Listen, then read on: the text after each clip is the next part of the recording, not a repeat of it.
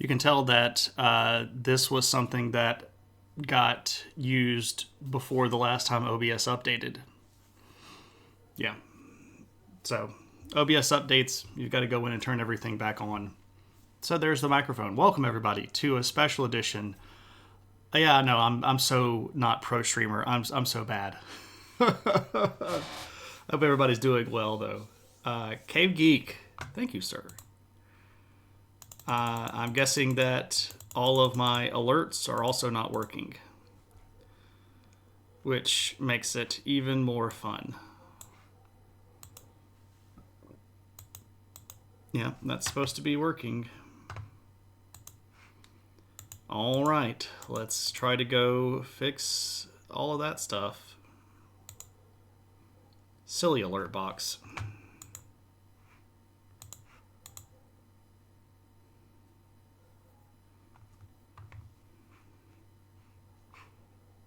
All right, alert box.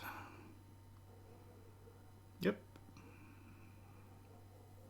Everything is supposed to be working. Let's see if the alerts work.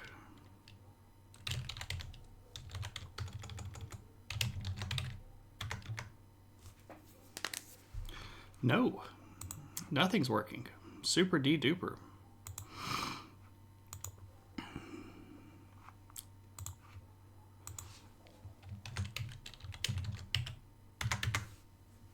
Hey, that stuff works. Now I wonder if the alert box is going to actually work. I hear it, but I don't see it. There we go. Okay. Well, now that's supposed to be working. Okay. So thank you, Kay, for the subscription. Much appreciated, my friend. You didn't hear that. Super.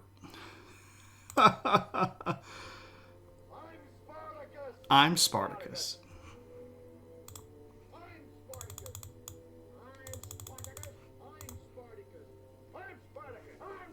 Okay. Okay, so now everything's supposed to be working again. You gotta love it. What's up, Son? Okay, so let me say hello to everybody now that we've got everything to function properly. Cave, hello, and thank you again for the subscription. Steve Jerry, good to see you, my friend. Welcome in. DCI Banks, how's it going? Welcome, welcome. Killed Preacher, thanks so much for the subscription as well. Hope that you're doing okay in your world. And Sound, hello, how's it going? Welcome in. So, yeah, this is History of Middle Earth, and because we're doing History of Middle Earth, what this means is that we have passed another 100 follower mark. So we are now into the 1100 world. I think as of the beginning of the stream, I had like 1103. So, you know, we're moving towards the ever-growing goal of having all of the viewers, right?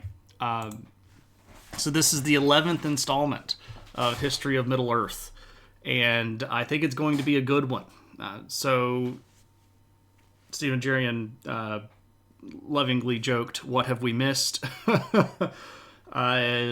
You've missed thousands of years of history if you have not caught any of the previous History of Middle Earth streams. But you can go back and watch all of the History of Middle Earth streams that I've done in the past. I have all the VODs saved. I guess I should work out a link that I could just sort of do command History of Middle Earth and spit out the link specifically to those VOD collections. But they exist. You can go watch them if you want. We will not be going back over the entire history of Middle Earth. We will be referencing things. Fairy Foundling, welcome in. Goodness. Let me see if I can do this quickly. I might be able to, but I'm not sure. Also, welcome in, Fairy Foundling. I hope that you're doing well. See that you're a first-time chatter. I hope that you're doing okay. Hope that the world is treating you nicely. And welcome to the channel. We're going to talk History of Middle Earth. We're going to wrap up the First Age tonight. Okay. Collections, History of Middle Earth. Can I just go to the collections page?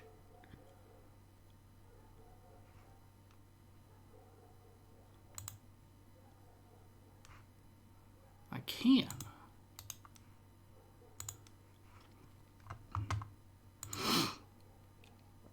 Wow, that's from a long time ago.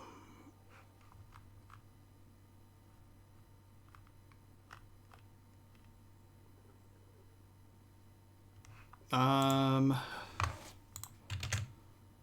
think that's the link to the collection, but I'm not sure if that's going to work. So Middle Earth was actually a real place. It depends on how you mean real. Tolkien definitely considered it to be real. And just because it didn't exist or because it wasn't anything but fancy or fantasy doesn't mean that it wasn't real. To him, real was a different sort of thing. You've got some catching up to do. Yeah, but it's okay. Not too terribly much. Not as much as you might think. So, there's that. Okay. I just realized that I don't have one of my lights on, but that's okay. I think it looks all right-ish, more or less okay. So we'll sort of just let it roll for the moment. I don't know why I don't have those lights on, but it's sort of actually bothering me now. Wonder if I can just reach them. Nope, I can't. Wonder if I could just reach them like this. Oh, I can. There we go. Magic. Okay, so now I have both my lights on. And I don't know if that did anything at all, but, you know, it's in my head. So, we're being visited by a puppy who's been rather insistent all day today that she get attention. You can see just a little bit of her butt there. Hey, you're going to come over here and say hello? Hey, you're going to come say hello to me. Come here. Come here. Come here. Come up right here. Come on. Come on. Yes, there's the puppy. Oh, this is the Kaylee. Hello, puppy. Oh, goodness gracious. Oh, you need some attention. You need some love. Oh, thank you for the sugar. All right. Rotten thing. That is the official mascot of the stream. Her name is Kaylee. She's a giant mutt and is a big mess, but you know how it goes. Anyway, so let's give a brief recap and we will sort of launch into it because we've got a lot to cover tonight. And as always, these streams can run rather long. So we'll sort of make headway and try to get what we can get. But as always, if you have questions, if there's anything that you're interested in, don't ask about eagles and flying rings to Mordor and stuff like that. I've already covered all that stuff. But, you know, here we go. So as a refresher, if you haven't been to any of these before, we are covering the First Age. The First Age is about 6,000 years plus back from the events that happened in Lord of the Rings in Middle-earth history. And they go from periods of time where there basically were not really any lights at all, to the point where there were trees, to the point that they made the sun and the moon and stars and all of that stuff. This is a time period that covers the foundation of the original Elven kingdoms, the coming of the Valar to the earth. Valar are like gods, more or less. The awakening of the second people, who are the men, the creation of dwarves, etc. This is all early stuff, and all of this material is mostly going to be found in a very handy book called The Silmarillion, which, if you've never read, I greatly recommend. Angamando, welcome in. So, we've gone through a lot. The First Age has had a lot of action-packed craziness going on. There are a lot of moving pieces in the world at the moment, and if we look at the map, this is sort of where things are set up at the moment. We've got a couple of things going on, most notably. All of our big kingdoms that used to be here are now destroyed. This is at the very end of the First Age, from about the year First Age 490 on to the end of the First Age, which is about 100 years or so. We had this big kingdom of Doriath, which fell apart. We had this big realm of Nargothrond, which fell apart. The kingdom up here that was in Vinyamar fell apart. Gondolin just fell. And basically all of the good guys, The good elves and the good men that are still in league with the elves have moved down here to this southern region, which is by the mouth of the river Sirion and the Bay of Balar, specifically in this region right here, which is called Avernian. And this region is basically the last holdout of the good people. And there are other people hanging around up here.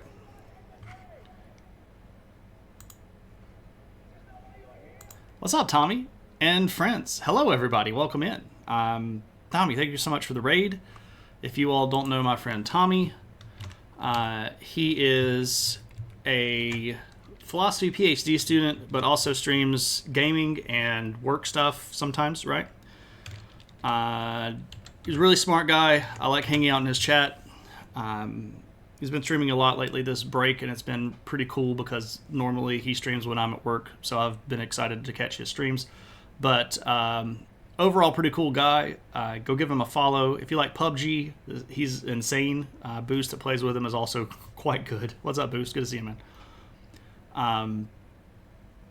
So, yeah, thanks so much for the raid. For those of you that don't know who I am, you might recognize me from Tommy's chat, but my name is Shane. I teach college history and sociology.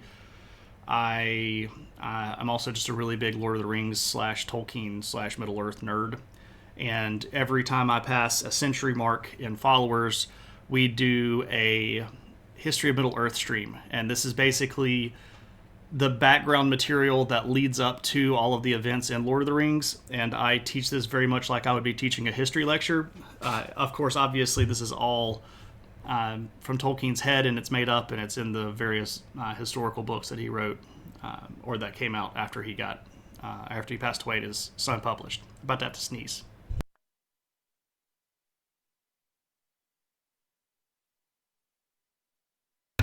Or maybe I'm not going to have to sneeze. I don't know. I've been fighting off a cold. I've actually felt pretty much like dirt today. I don't know if I'll be easily identified as a servant of the enemy because I suspect that I both look foul and I know that I feel foul right now.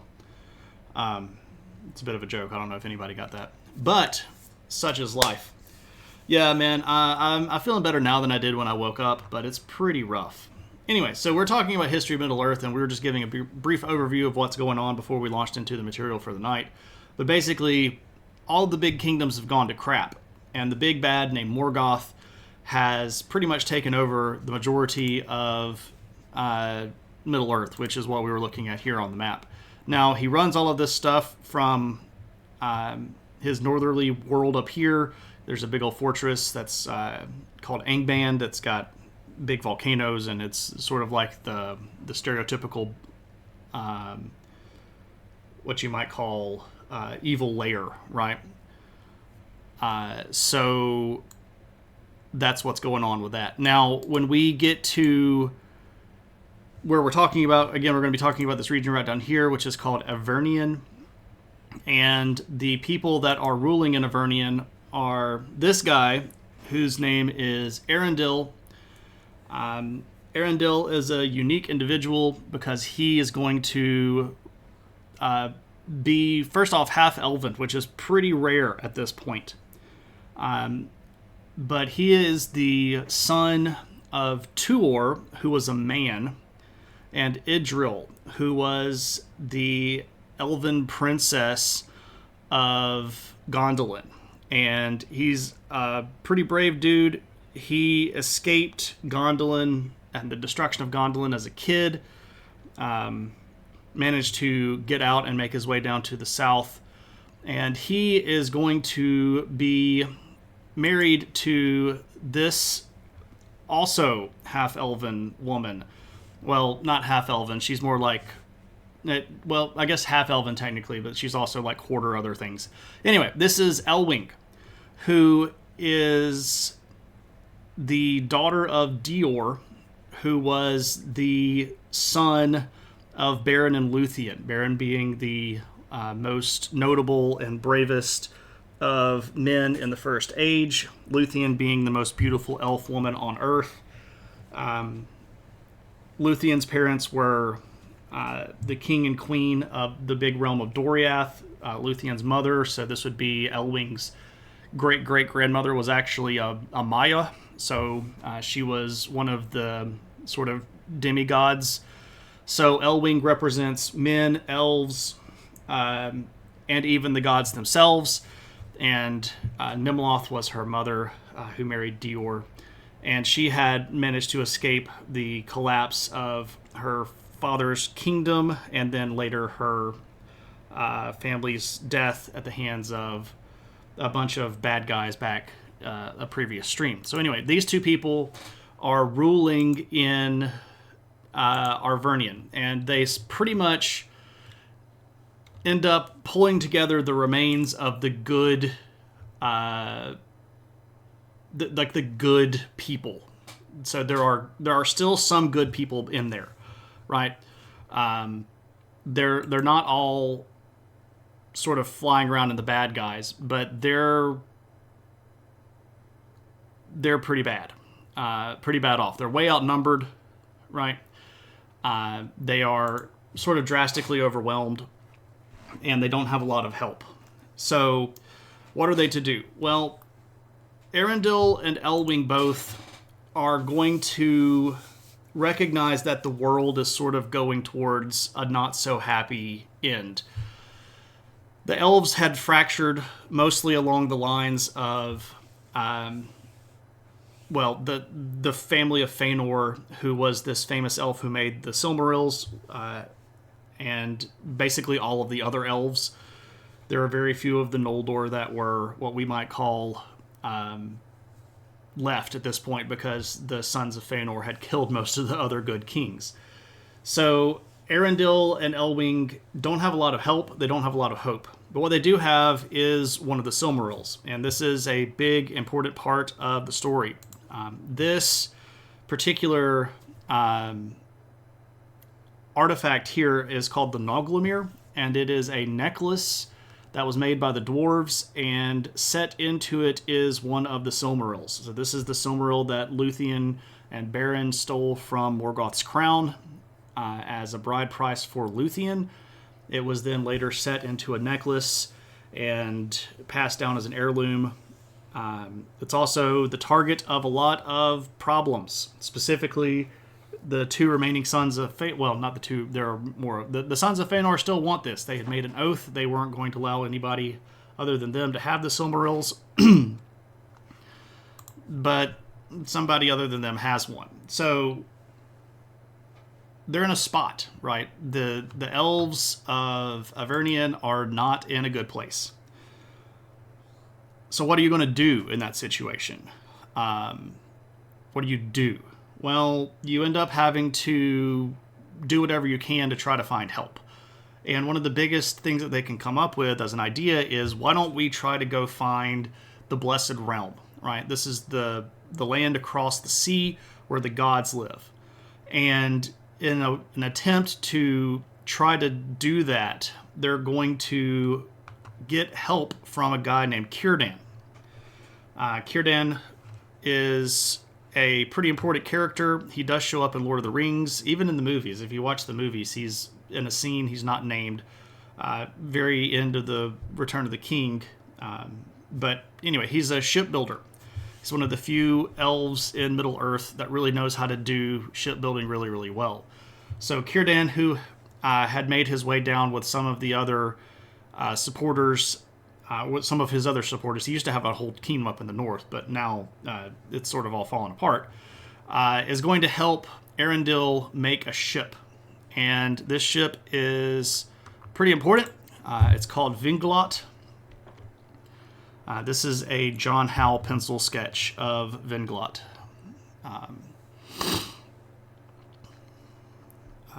Too much elven blood has been spilled by our kin. Are you going to have a Silmaril? Yeah, here we go killing again, pretty much. So Vinglot is a ship that is designed to sail in open water. It's got a big prow here shaped like a swan, right? And Arundel is going to start trying to sail around and figure out what's going on. So you're saying that the elves are bougie, they love ships, but they don't know how to make them. Well, not all of the elves know how to make them. To be clear, only some of the elves were ever taught how to make them in the first place. Only the Teleri part of the elven races in Valador ever really got direct instruction on how to build good ships. And that was literally at the hands of the gods. So the Noldor have a pretty unfortunate relationship with ships. Most notably, they steal them and kill the people that own them, and then burn what they've stolen. So yeah, the concept of making their own ships does seem a bit far off for a lot of these people. But again, they were not particularly interested in trying to go back in the first place, because for most of the First Age, the driving force behind a lot of the actions taken by the elves were to recover the Silmarils from Morgoth in the first place, right? Yeah, when the God of Waters teaches you how to build a ship, you know how to make a ship. Exactly. It's pretty clear, right? So Vinglot and Arundel are going to go off sailing, and this is going to be kind of a tough thing, because Arundel is going to be going off without Elwing. And around this time period, which is in the later part of the 400s of the First Age, you're going to end up... so this is 534. 532, sorry. Elros and Elrond are going to be born to Arundel and Elwing. So Elros and Elrond are twin sons, and they are going to be in the half-elven line as well. And if you know anything about Lord of the Rings, you'll know how big of a deal Elrond is. I would argue that Elros is just as much of a big deal, but he doesn't get a lot of love, mostly because he's dead by the time that Lord of the Rings happens. He dies in like 410 of the Second Age. Because everybody knows all these dates off the top of their head, right? But we'll talk about that in a later stream. But anyway, so there are two young sons here with their mother, with the last remaining good elves, and Dad is going out to try to find the West. Right? He's trying to find help however he can. And what's interesting about this particular period of time now, this sort of the journey of Arundel and the problems that he faced along the way, this is actually some of the earliest stuff that Tolkien actually wrote in Middle-earth. The first attributed poem that J.R.R. Tolkien would have said was kind of official Middle-earth canon was a big poem about Arundel. So this is the first character that he ever really came up with. Now, if we look back at the original story, it's very, very different. So if you look at the first ideas that Tolkien had about Arundel, this is back during his college years, the years that he spent in the army, so very early on in his writing career.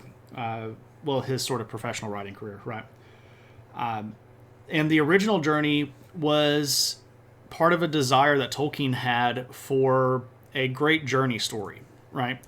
So he looked at especially Mediterranean history, and he saw that the Greeks had the Odyssey, right? You have Odysseus, and he travels around, and he's on a ship with his crew, and they encounter all of these monsters and gods and men, and they triumph, but it's tough.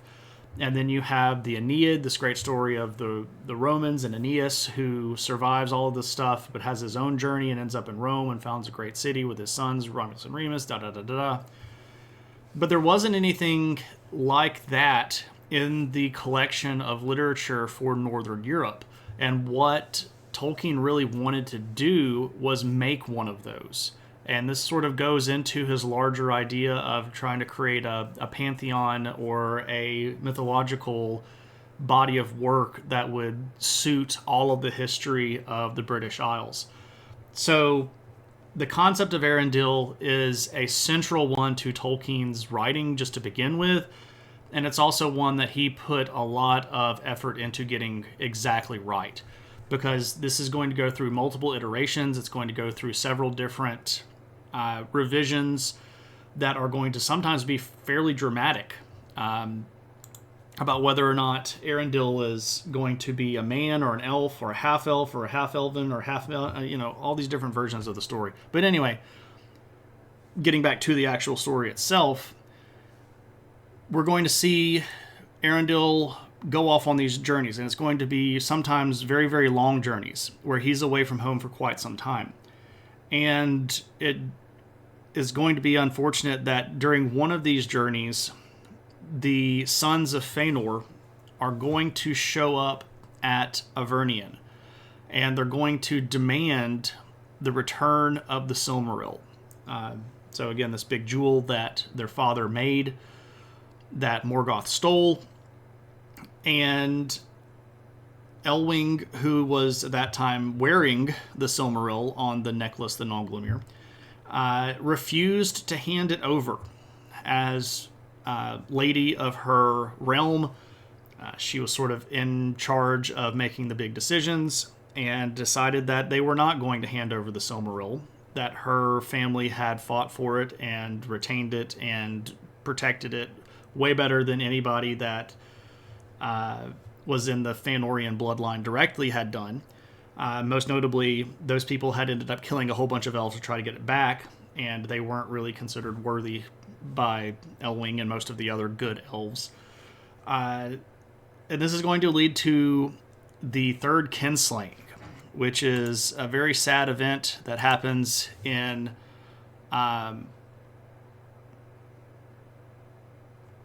in 538. So the Sons of Fëanor are going to attack Avernion, and it's rough. So anytime elves are killing elves, it's a bad time. Right. So the first kinslaying was when the elves in the Blessed Realm refused to give Fëanor ships. So Fëanor killed them all and ended up stealing the ships and sailing to Middle-earth. And the second kinslaying had to do with this same Silmaril, where an entire kingdom fell because the Sons of Fëanor refused to allow somebody else to hold this same Silmaril. So here we go with the third kinslaying. This one's a violent one. There is a lot of bloodshed, and all but 2 of the Sons of Fëanor are going to die. And you go, oh, well, that's great, because the 2 that are left are going to feel bad about themselves and change their mind, aren't they? No, they're not. They're not going to do that at all. In fact, they're going to basically wipe out most of the remaining elves and good men. And Elwing, rather than being kept as a captive and perhaps forced into a marriage, is literally going to throw herself into the sea as a way to escape the brutality of the Sons of Fëanor. And you go, well, that sucks, because, you know, she was a good leader, and she's got little kids. So what happens to the little kids? Well, here we go. So here we have Maedhros, who is sort of the leader of the Sons of Fëanor. If you note, he's fighting here with his left hand because he had lost this one. He had been captured by the enemy and hung up on top of a big tower by his right arm and saved by his cousin, but that's a whole other story. And here we have Maglor, who is the only other remaining son of Fëanor. And we have kids. We have Elros and Elrond, and they're stuck over here like, what's going on? Well, it turns out that if you can't get the Silmaril, the best thing to do is to kidnap the kids of the person that had them. And Elros and Elrond end up in captivity, where they are kept by Maedhros and Maglor against their will in a big cave behind a waterfall that's sort of hidden away. And this is sort of like, we will perhaps bargain with them or something. But, you know, if you've already led to what is supposedly the death of the person holding the Silmaril, why are you going to capture their kids? Well, you know, you got to get something out of it, I guess, right? If you can't get Yoda to hug you, the best thing to do is go to the Jedi Academy and kill all the kids. Well, that does sound pretty familiar. Now, what's interesting here, I mentioned that Elwing threw herself into the sea as a way to escape the wrath of the Sons of Fëanor. Well, the sea is inhabited by this guy. This is a depiction that Ted Naismith made here of Ulmo. This particular event is him talking to Tuor, who is Arundel's father, but it's a cool picture of Ulmo, and I like it a lot. So the god of the sea, the Vala of the sea, is going to find Elwing sort of floating in the water and is going to take pity on her and decide to directly intervene. Now, this is a bit of a weird scenario here because the Valar in general were not really supposed to be directly involved in what's going on over in Middle-earth. The elves that had left the Blessed Realm with Fëanor going to Middle-earth had even been warned, or, well, most of them had been warned, that they were on a path that was going to lead to folly and pain and death, and they had done it anyway. And the chief of the gods had sort of washed his hands of the elves in Middle-earth. But Ulmo hadn't really done that. Ulmo had very quietly and very sneakily been helping the good elves for a long time. He had been directly responsible for helping them found Gondolin and Nargothrond. He had been directly responsible for helping Tuor get back to Gondolin, which had, of course, provided a great aid to Gondolin in its need.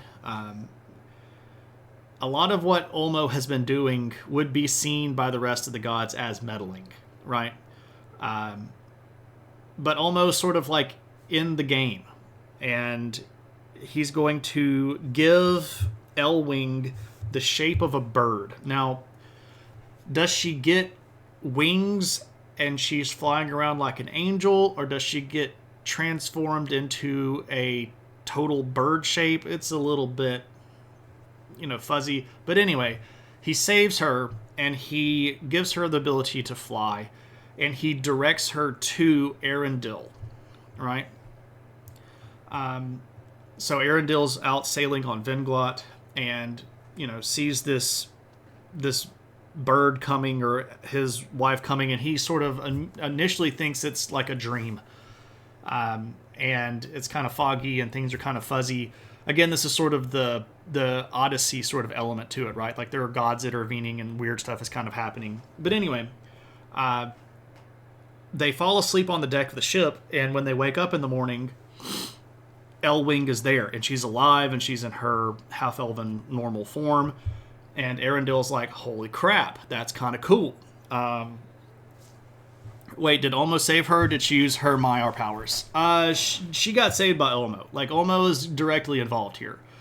Now, she had powers like that, but it's not really something that is explicitly like her doing. This is pretty clearly Ulmo getting involved and moving things on the chessboard when he's not necessarily supposed to be doing that.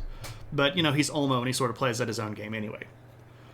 So, they're reunited, and of course, Elwing has really, really bad news. That is, the kingdom has fallen, our sons are taken, the sons of Fëanor have killed many of our friends and most of our power, and we really don't have any hope anymore. Or what hope that we do have is so slim that it's going to be hard to even try to figure out, what to do. So, when we end up in this situation, what do you do? Well, you decide that you're going to sort of just redouble your effort. And the big issues here are now even bigger issues, because there's not really any home to go to anymore. Arundel doesn't really have a base of operations where he can sort of return and resupply. Things are now very urgent. He doesn't have any support. He doesn't have a lot of aid. He's just got grit and determination. But there are two really, really big issues that we need to discuss here. First off, the Blessed Realm was not a place where mortals were supposed to go. It was a place of undying life where nothing that was born was supposed to die. And the Valar had made it very clear that this was not a place where mankind should show up. But Arundel isn't completely elven. He's got mortal blood. And when they show up, there's not really any guarantee that they're going to be received well. Elwing also, has mortal blood. So they might do all of this searching and all of this trouble and trial and travail, and then they might show up at the Blessed Realm and the gods just kill them. So that's a pretty big issue, right? The second big issue is they don't know how to get there. The knowledge of how to get to the west had been lost centuries before, and none of the elves had really considered going back to the Blessed Realm that big of a deal, especially the Noldor, the followers of Fëanor, who in large part were trying to hold down good kingdoms that were trying to establish peace in Middle-earth, etc. They had sort of made Middle-earth their home, so they didn't really care that much about getting back to the Blessed Realm, so nobody knows how to get there. So you don't know how to get there, you don't know really where you're going, and if you get there, you might be killed on sight. So what do you do? Well, this is sort of the bravery of Arundel. And he decides that they're going to go anyway.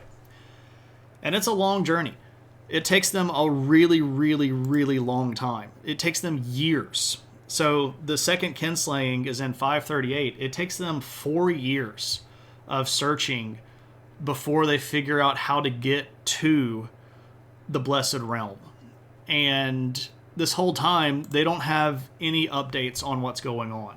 They don't know what's going on with, did anybody survive? They don't know what's going on with their kids.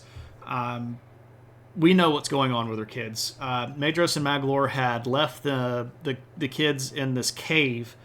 Maglor is actually going to start feeling a little bit bad about it, and is going to eventually let them out and sort of become a foster father. But it's kind of questionable here, like whether or not Elros and Elrond could really leave.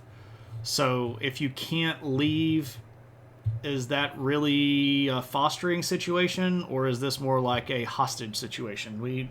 It's kind of fuzzy. It does appear, based on the sources, that Maglor may have actually loved them and may have actually felt bad for his role, but again, Oath of Fëanor is a strong curse, right? So we don't really know. But during all this time period, this 4 years of wandering, they're driven basically by this sort of small hope that maybe if they get there, they can find help and they can sort of save Middle-earth. And it's a tough thing, but it's a powerful story, right? This great story of, pursuing the goal and challenging the odds and enduring despite lack of hope. This is good fantasy stuff. Now, when they land, they are going to land at a big deserted city, which is the city of Tirion. We can see here, this is Arundel surveying the empty city of Tirion. This had been a big home of the elves that had been mostly deserted after the Noldor left for Middle-earth.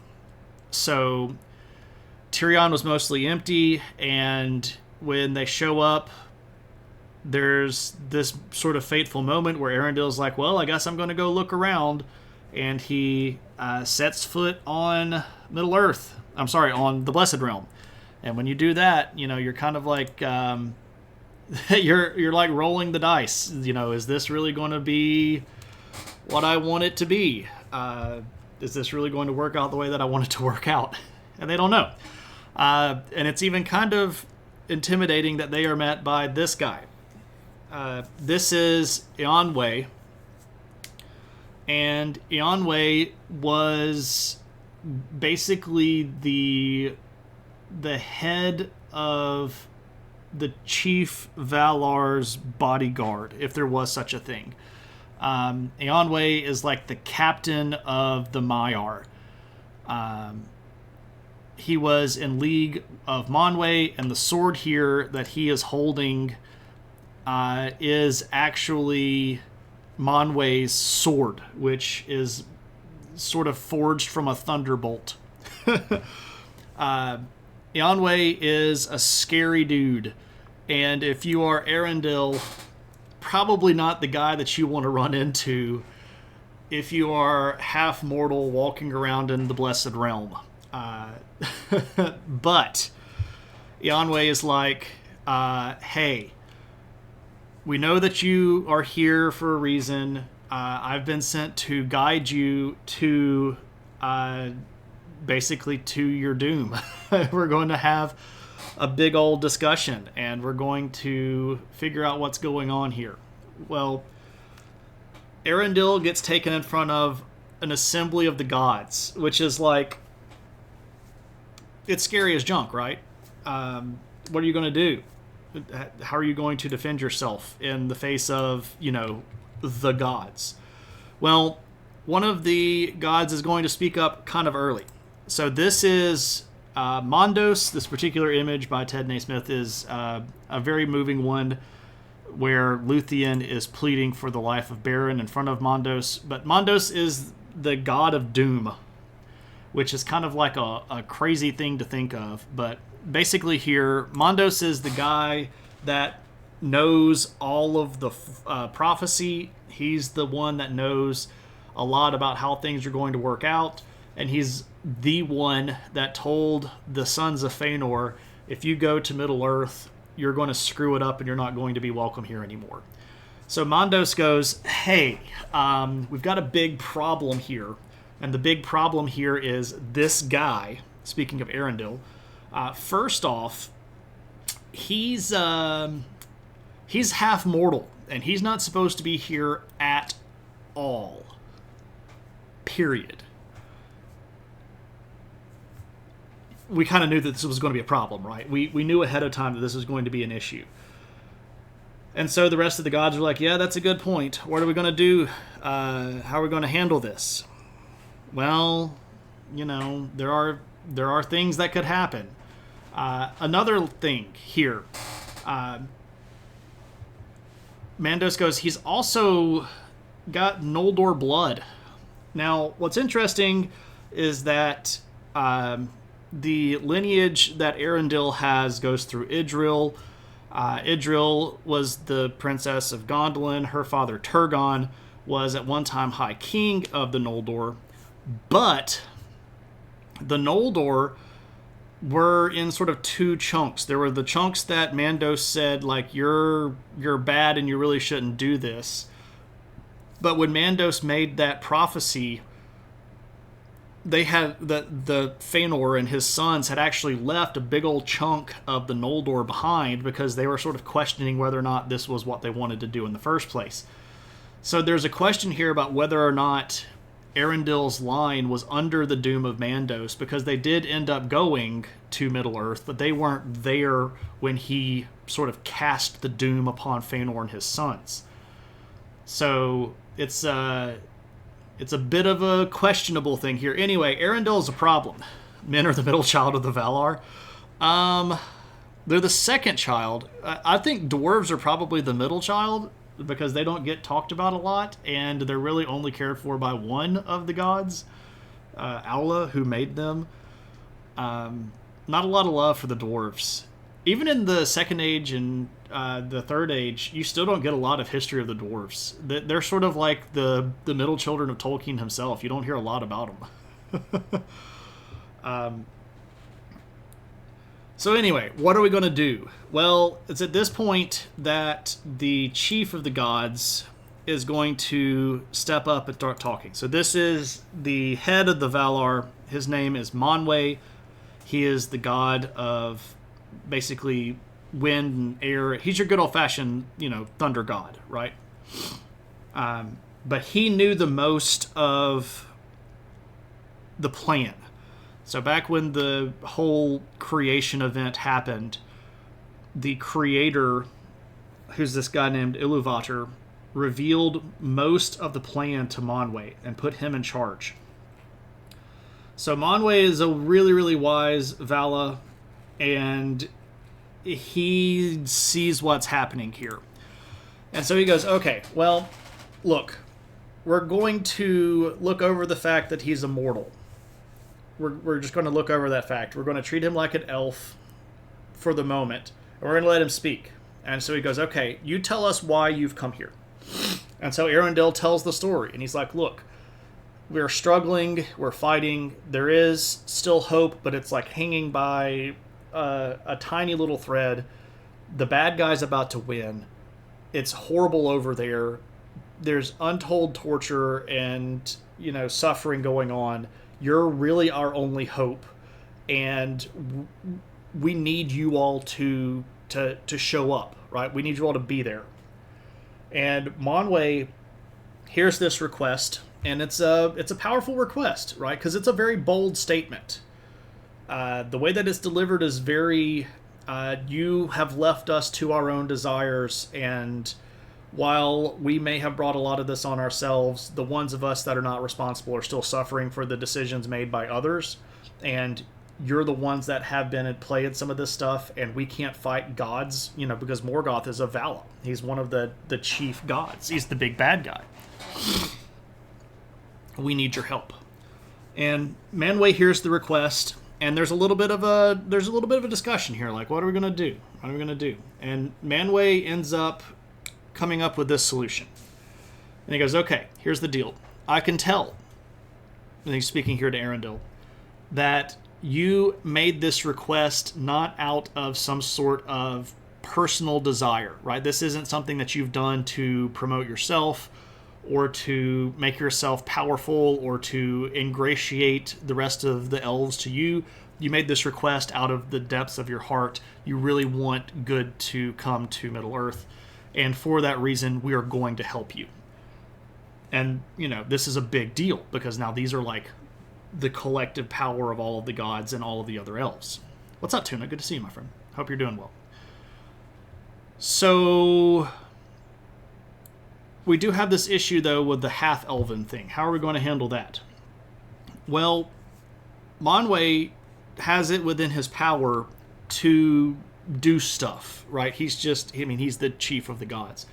So he summons Elwing, and he puts forward this choice, basically. And he's like, you're half elven, and you're half mortal.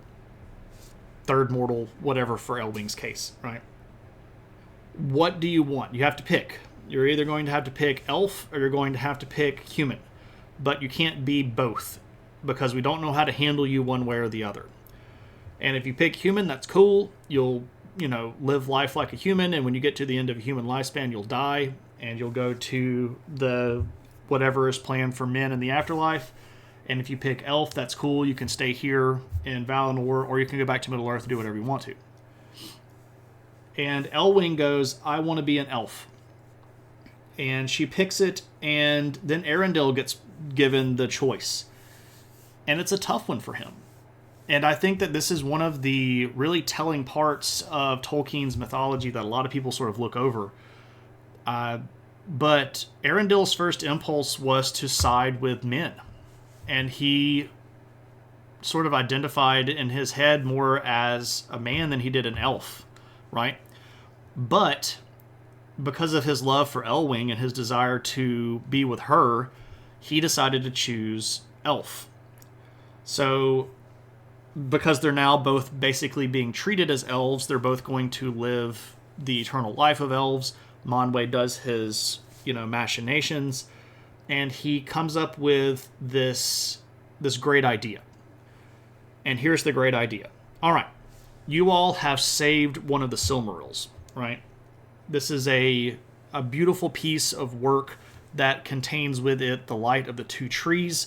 It's one of the only things that existed from the time of the trees that can even come close to representing part of their beauty. And I want to give this to you all as a token of thanks and appreciation for what you've done. And I want you all to be able to continue to do what you like doing. And this is exploring and being together on your ship. So Manwë basically uses his god magic to perfect and hallow Vinglot and turns it into basically this ship of light. And he puts Arundel and Elwing on it, and the Silmaril gets bound up into this, and he shows them out to the Doors of Night, and they basically become the North Star that you can see at night that guides travelers along their way, more or less, right? So they're left to patrol the Doors of Night to make sure that evil things don't get in, to have adventures, and to sail around forever in their ship. You would think Eru would have had a plan for his two children. For like the mixing of the bloodlines. Well, Iluvatar would have. So Eru. So Stephen's referring to Iluvatar with his original name, which is Eru. Iluvatar is the name given to him by other beings, which just means father of all. So Eru is sort of his core original name. Now, theoretically, Eru is omnipotent and would know everything and would know that this was going to happen. And one could make a logical argument that because Manwë knew the most of the larger plan, that Eru could have told him or given him the knowledge that this was going to happen a few times. And so it only happens 4, maybe 5 times in the entire stretch of the Middle-earth history, right? You have Beren and Luthien, you have Tuor and Idril. The most famous one that most people probably know off the top of their head is Aragorn marrying Arwen. But then there's another one. In the Third Age of Third Age of Middle-earth, in Dol Amroth, which is one of the southern sort of fiefdoms of the Kingdom of Gondor, there's an elf that marries one of the princes of Dol Amroth. And this is referred to sort of obliquely in Lord of the Rings when Legolas and Gimli show up at Gondor after the big battle of the Pelennor Fields. And Legolas looks at the Prince of Dol Amroth and goes, there's elven blood in that guy. So you get that little bit of a hint in Lord of the Rings, but you have to sort of read the appendices and the added material to really get that whole story kind of filled out. And there's some thought maybe that some of the later descendants of Aragorn in the Fourth Age would have potentially married an elf, but that's all speculative and we really don't know. Why would Tolkien give a being a single name? Yeah, exactly, right? Who needs just one name when you can have 17? Obviously. So, Manwë has made the decision. We are going to help. And we're going to get involved. But that's in 542. It's not until 545 that the army shows up. So what's happening in the intervening 3 years? Well, what's happening in the intervening 3 years is that Manwë is building an army. And he goes to the elves of the Blessed Realm and he fills them in on the story. And he's like, look, here's the deal. Here's what's going on. Here's what's happening. Here's what we need. And there were still Noldor in the Blessed Realm. And they had always been the sort of the best at crafting weapons and armor. So he says, we need a whole bunch of weapons and armor. And then he goes to the Teleri, who were the best of the shipbuilders. And he's like, hey, we need a whole bunch of ships to get across to Middle-earth. And this is actually sort of a tough request from Manwë, because this is the request that ended up causing the first of the kinslayings. And some of the Teleri decide that they don't want to participate.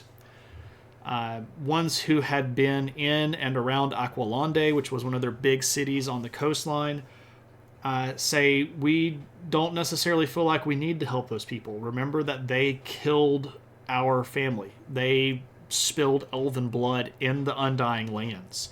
They're not necessarily worth saving.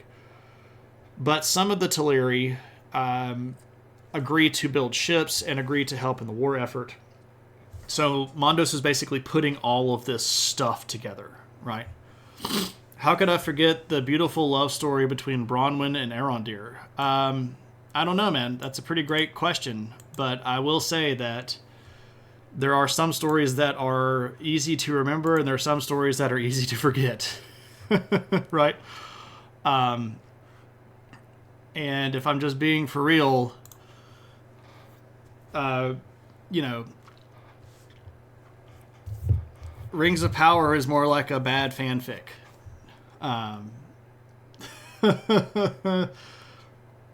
It's just a bad fanfic. Anyway, so 3 years they put together this big army, and they moved themselves over on boats. 545, the army of the Valar, being led by Eonwë and with the aid of the gods directly, show up on the shorelines of Middle Earth, and they declare war on Melkor slash Morgoth, right? So this is the big bad, you know, the black enemy who was named so by Fëanor himself. This is the baddest of the bad guys. And when this big army shows up with Maiar and Valar in the host, Morgoth is kind of freaked out. He's not particularly excited about this. And so begins what's called the War of Wrath. And it's a bad one. It's a really, really bad one. Next, you're going to tell me that Tauriel is a real elf too. Elf and dwarf love doesn't get enough appreciation. Now you're just trying to push my buttons with that Hobbit nonsense, right?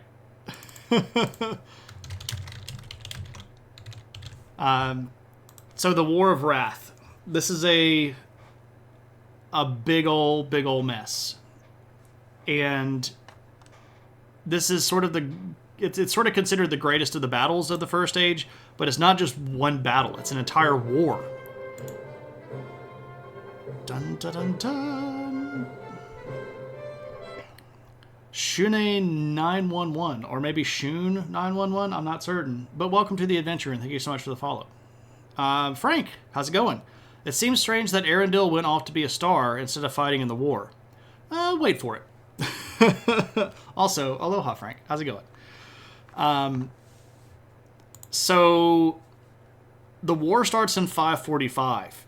The war doesn't end for like almost 40 years. Well, more than 40 years. It's like 42 years long because it ends in 587.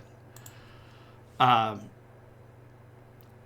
it's a big, long, knock-down, drag-out fight. And Morgoth releases all of the big bads, right? So this is like all of the orcs that he has, even the ones that were skulking around in the deepest pits of Angband, all the ones up in the northern hills, everything. He just spills them out into Beleriand.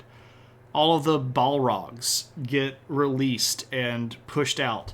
All of the worms, so these are the dragons that would have walked on legs, get released. And there are these epic battles that literally change the shape of the world. So in some of these battles, entire geographic features will be destroyed and new ones will show up to take their place. Entire parts of the world get raised up as a result of other ones getting destroyed and pushed down. It's messy.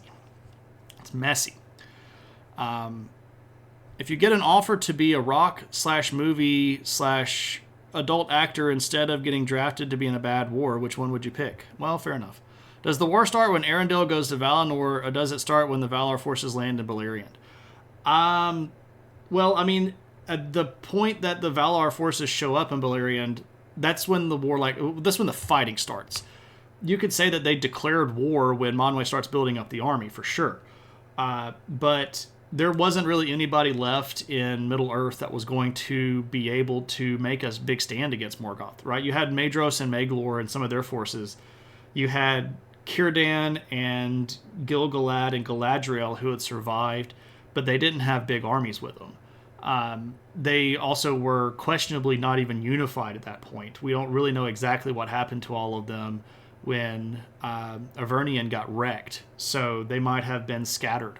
But there wasn't really a big enough force to really call it a war at that point. So you could say that they declared war and started preparing for war, but like the fighting didn't start until they showed up with a big old army. So it's a bad one. And again, 42-ish years, right? Just curious what the 42 years entails. Is that all of the fighting, or is that the pre-production of the... So the pre-production part is like 3 years. Because they show up in 38... No, they wander for 42... 1 second, I can check on this just to make sure that I'm saying right. Yeah, so they show up in 542, and they make the request, and the war doesn't start until 545. So there's 3 years of putting the army together, and then there is fighting consistently for 40-something years. This is why the world literally gets wrecked. It's not just one big battle where everything goes down. It's lots and lots and lots of battles. And for a long time, the forces of the Valar were looking like they had the upper hand, right? They were being Spartacus.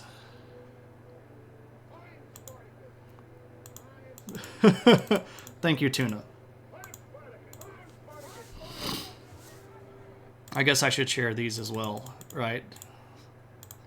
A true man of the West.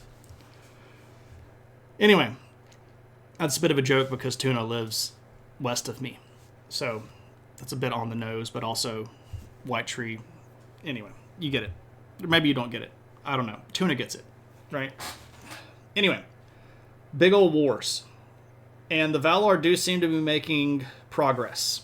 They are killing orcs, and they're killing Balrogs, and they're killing worms, and they're moving in the right direction, and they're getting close to being able to assault Angband directly. And then Morgoth is sort of last card, because he's got one more new, basically crazy thing to drop on them. And that is this guy. This is Ancalagon the Black, who is the leader of a new race of dragons that has wings. This particular image here, done masterfully by Donato Giancola, correct. This is Ancalagon fighting the hosts of the Valar, and Ancalagon and his brood are deadly and scary. And they start wrecking the forces of the Valar. And when they get released, this is a big blow to the good guys, because Ancalagon himself is just enormous, and all of the other winged dragons are... I mean, a dragon is bad enough. If you're having to fight a big four-legged walking dragon, that's bad enough, right?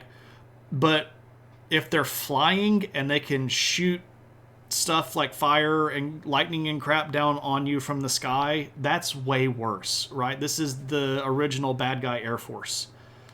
Why didn't everybody get wings at that point? Well, there's a bit of a scuffle here, and we're not sure exactly, theoretically the Valar could have just made all of the elves winged and sent them up into the sky to fight, but that wouldn't have been a cool story, right? It would have been like too easy to cut off the corner, right? So what do we do instead? Well, they start taking out the flying dragons, and they get aid from the eagles. Eagles, right? Everybody loves eagles. Here's a John Howe pencil sketch of the king of the eagles at that time. This guy's name is Thorondor. Thorondor was a big old bird, just a huge eagle. Can confirm, looks like an eagle. Yeah, exactly. Well, Thorondor is going to start aiding and helping, and the eagles at the time are even bigger than the ones that show up in Lord of the Rings. Gwaihir, who is the head of the eagles in Lord of the Rings, is not... well, I don't know a specific comparison by percentage, but he's not as big as Thorondor. Thorondor is huge, and the eagles in the First Age are big birds. So this helps starting to kind of level the playing field, and the good guys start pushing more and closer and getting closer to Angband. Angband, of course, being the big fortress, the sort of the last bastion of Morgoth's forces. And when they launch the final assault on Angband, it's a really bloody one, and all of the dragons show up, and then Calagon shows up and just starts wrecking the world. And it's at this point we get someone running in basically with the steel chair, right? Here we come. This is a Ted Naismith painting, and we see here Arundel on his flying ship Vinglot fighting against Encalagon the Black. And the battle between the two takes place over the course of an entire day, where they sort of hew and strike at each other and feint and fade and wear each other out and beat the crap out of each other. And the description of the battle is like watching a thunderstorm happen from the ground, these giant flashes of light and steam and vapor, and it's a giant knockdown, drag-out battle. And Arundel is going to land the killing blow against Encalagon and knock him out of the sky. And the collapse of Encalagon's body is so great that it's going to fall on basically the doorposts of Angband. If you go into Angband, there are these three big volcanoes that are referred to collectively as Thangorodrim. And Calagon's body is going to crash into these and break them open. And at this point, Angband is sort of like open for assault.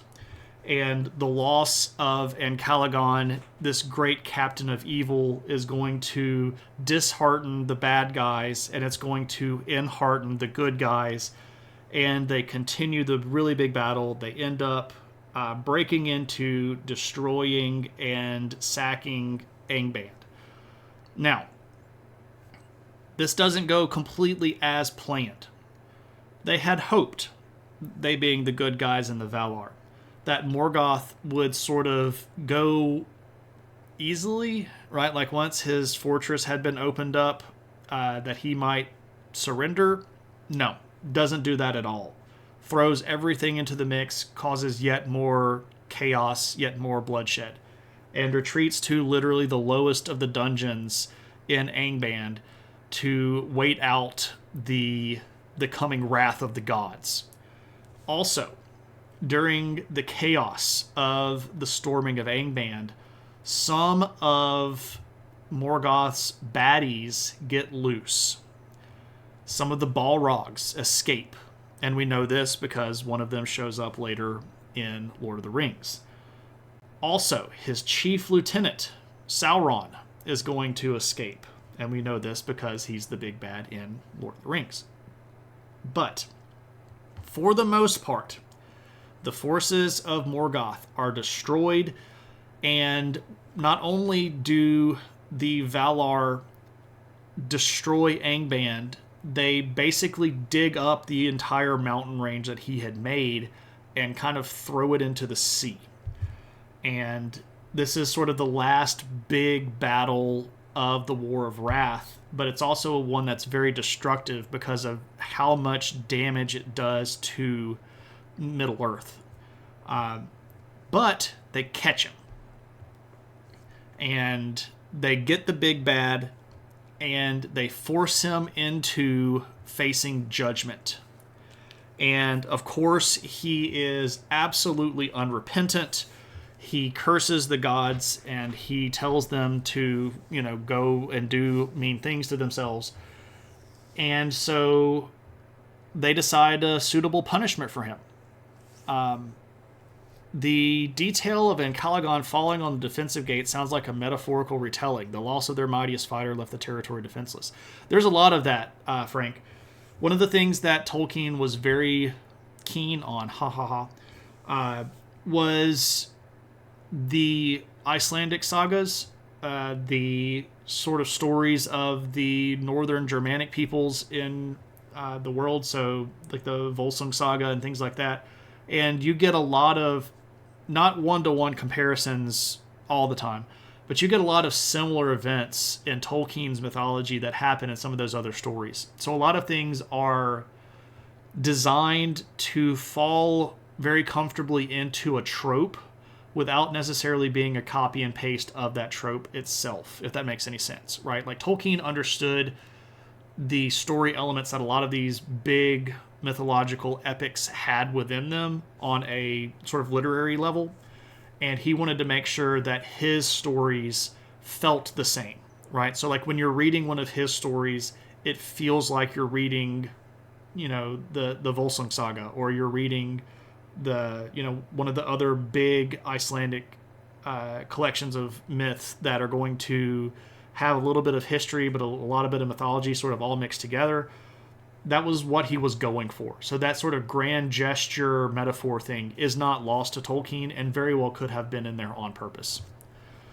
Do you think that Tolkien meant these as the real events or as legends that developed from them? The correct answer is yes to both of these. And I'll refer a little bit to the lecture series that I gave back over the summer, which are on the History of Middle-earth VODs. But the purpose of him writing all of this stuff was to create something that could be real.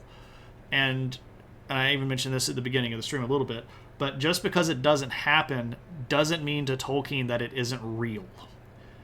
The stories that happened tell a message, and the characters that exist because they tell or represent or embody something.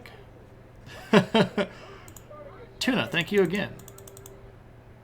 And welcome, Frank. We'll give some more white trees.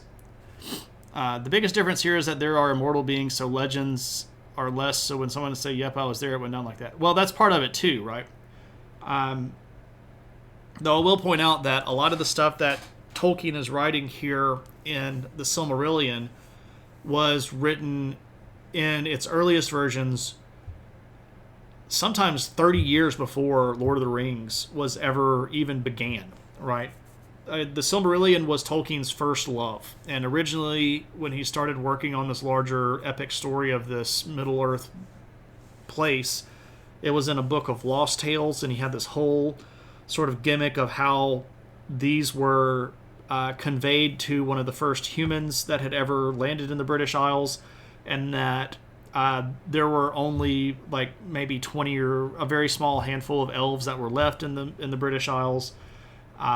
So these old Anglo-Saxons that showed up were moving into an area that had already been historically populated by all of these mythological heroes and these legendary heroes, and that they were going to meet this one guy and give him this big book that had all these stories in it. So they were really written to be in that same sort of genre of historical legend that mixes reality and myth sort of half and half. But again, Tolkien looked at this as very real, and he wanted it to feel very real when he was writing it. So I don't know if that answers your question directly. If it doesn't, you're welcome to sort of narrow that down a little bit and give me something direct. This exact thing made you so mad at the start of the first movie, which says that the events turned into myths and myths into legends when people who were there are in the current story. Yeah, exactly. Well, I can maybe redeem some of that in recommending that not all of the people that were even there were actually there, right? Elrond was absent for most of this stuff, right? Like, he lived through it, but he didn't necessarily see all of it. He was a kid. Well, at this point, like a young man. Well, a young elf, right? Young half-elf. and he talked to a lot of the people that may have survived this, sure, but even firsthand accounts don't necessarily line up with 100% accuracy. And this gets a little bit into actually something Tommy was talking about on his stream earlier today, that just because we remember it doesn't mean it's real in the same sort of sense as what actually happened. So, like, Galadriel and Elrond are literally referred to as the Wise because they saw this stuff and were involved with it. But not everybody that was alive during that time period were completely up on everything going on. So I don't really care for the way that was phrased either, but we could also potentially save that by saying the voiceover by Galadriel at the beginning of the movie when she says that they passed into legends are referring to all of the other non-immortal peoples, right? Because hobbits had no concept of any of this stuff, right? Dwarves at that time would not have been around at that point. No man at that time would have been alive long enough. No man at that point, at the beginning of The Lord of the Rings, would have even been alive probably 200 years prior to that. So the legend part might be referring to non-elven peoples, perhaps. I don't know. That was me trying to go way out of the way to save a line in a movie that was obviously flawed. But I like the Lord of the Rings movies. They're okay. They're not perfect, but they're okay. Anyway, so what do we do with Morgoth? Well, first off, he doesn't get to keep the Silmarils, obviously. So he is stripped of the Silmarils, and the Silmarils are given into the care of Eonwë. Again, who is this guy, the captain of the army of the Valar. He's a Maiar. They could be worse looking at you, Hobbit. They could be way worse looking at you, Rings of Power.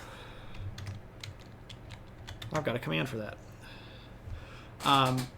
So Eonwë is holding on to the Silmarils for the moment, and Morgoth gets humiliated.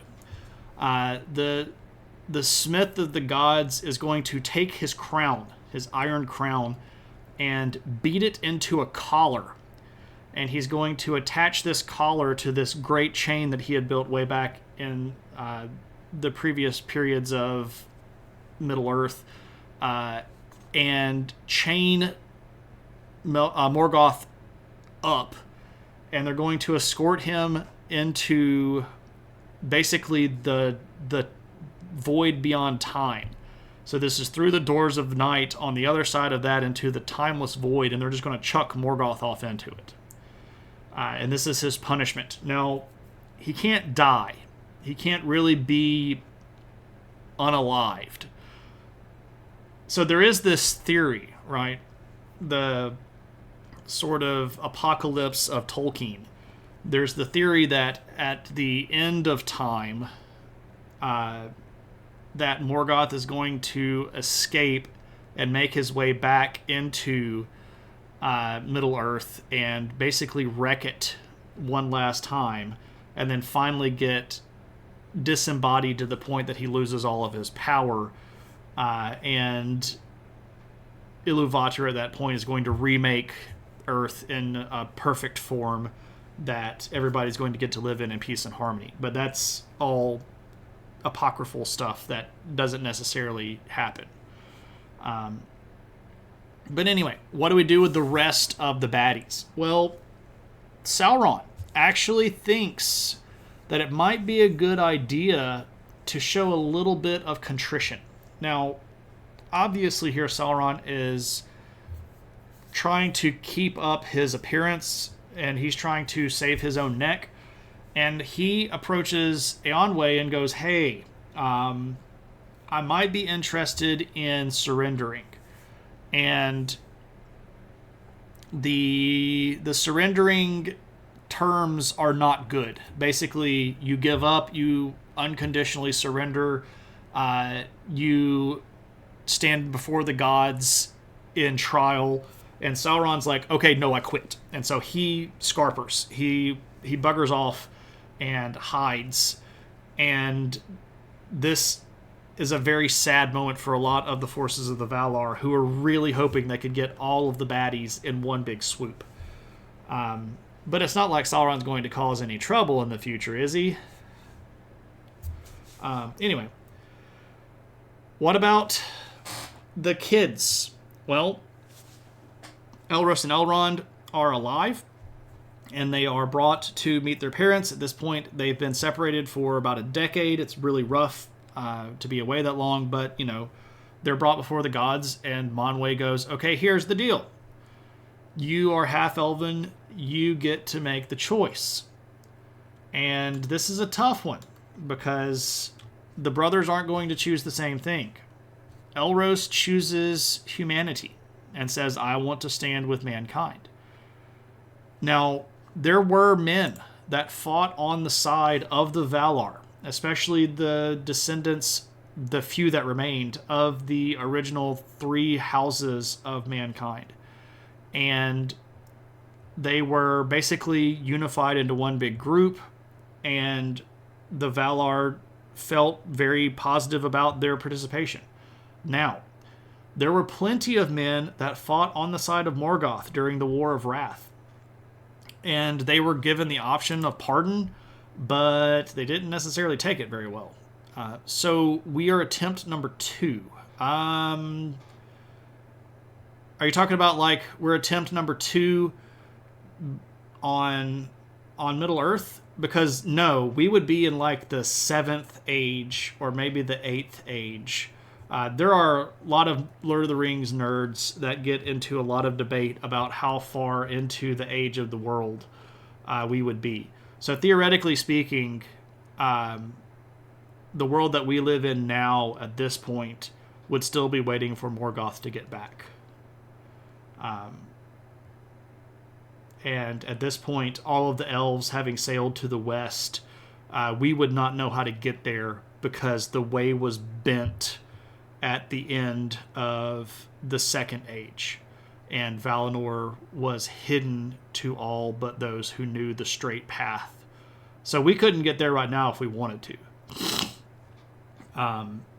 But if you look at even stuff like Tolkien's later works on things like Arthurian legend, there is a big argument to be made that that Tolkien considered Avalon, this place of magic and undying goodness, to be his version of Valinor.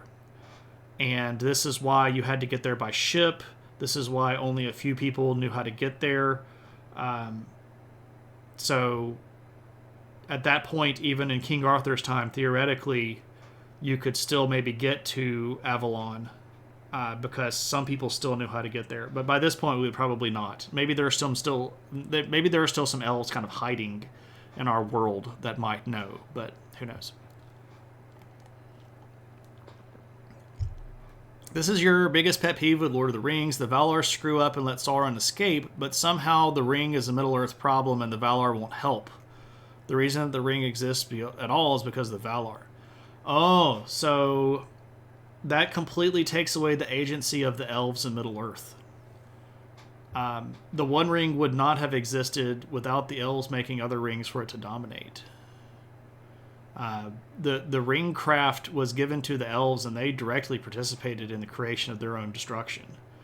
And if we want to look even further afield to that, in the Second Age, the Númenóreans participated directly in the agents of their own destruction.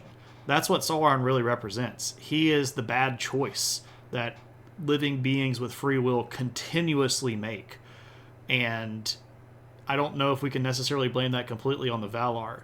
I mean, I guess they could have rooted him out, right? Like Manwë theoretically could have gone to the top of Taniquetil and looked out and seen where Sauron is.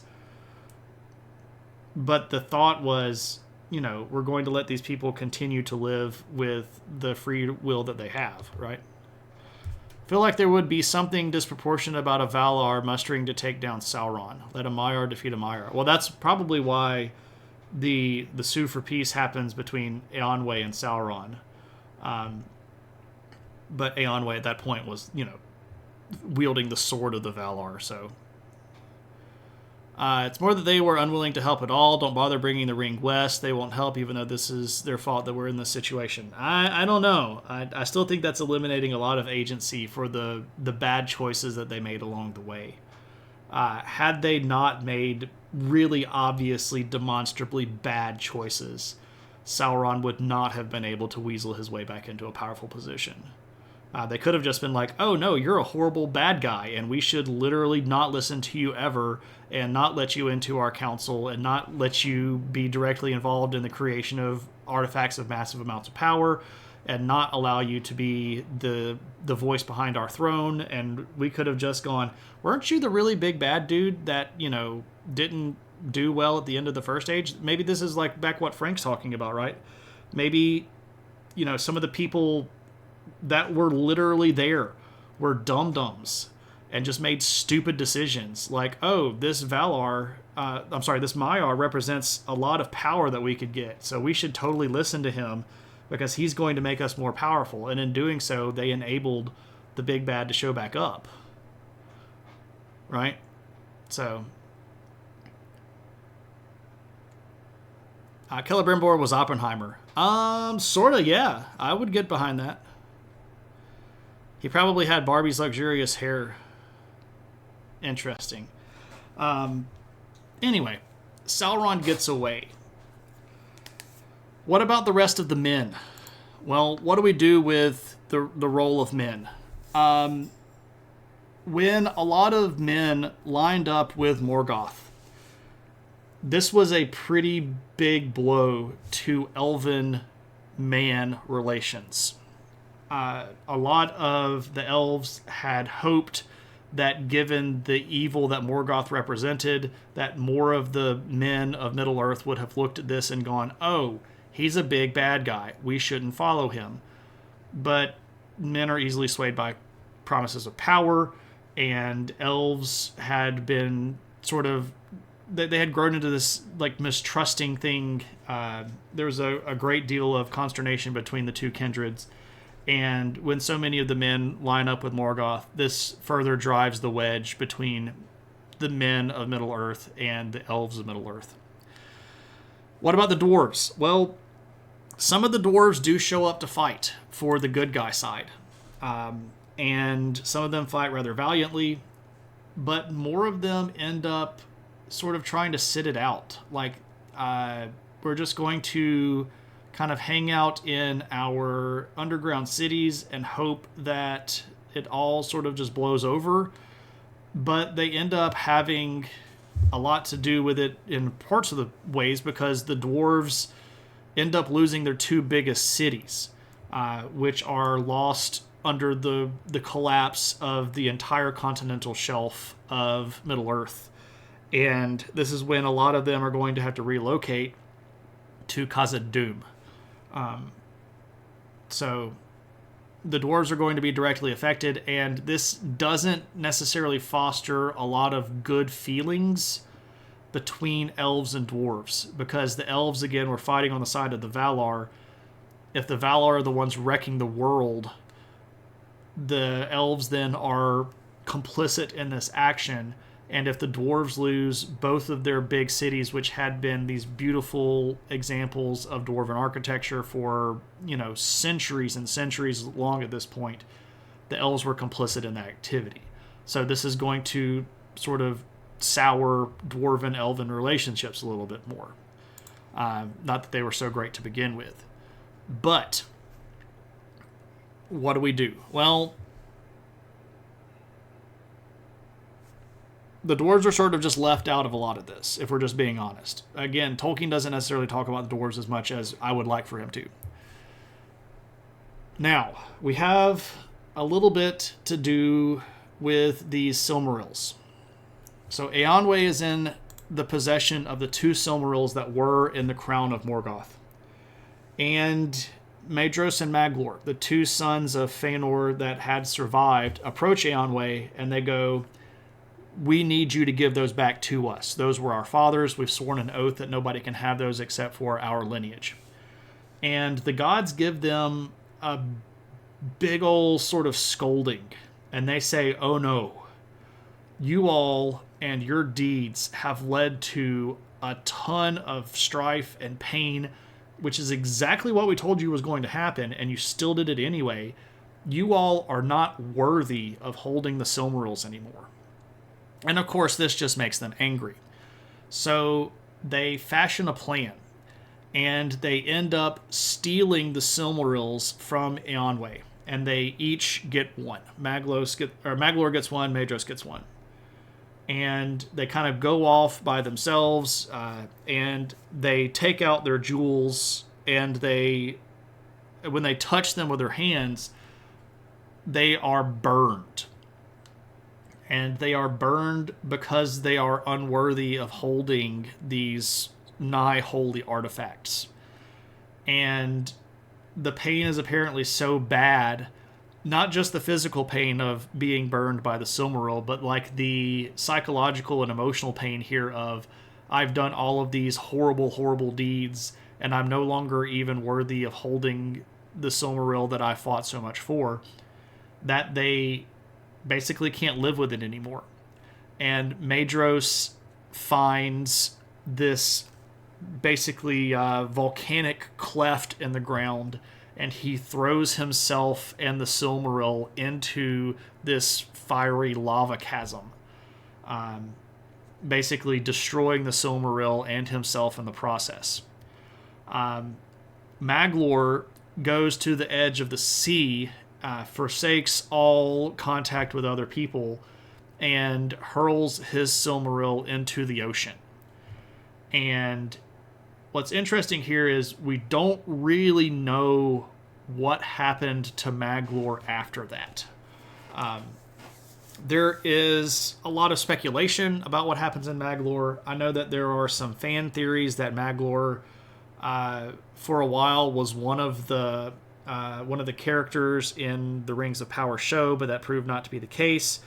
There are some people that want to say that Maglor was still around even as long as the Third Age, so he was potentially a witness to some of the events that happened in Lord of the Rings, but we don't know that for sure.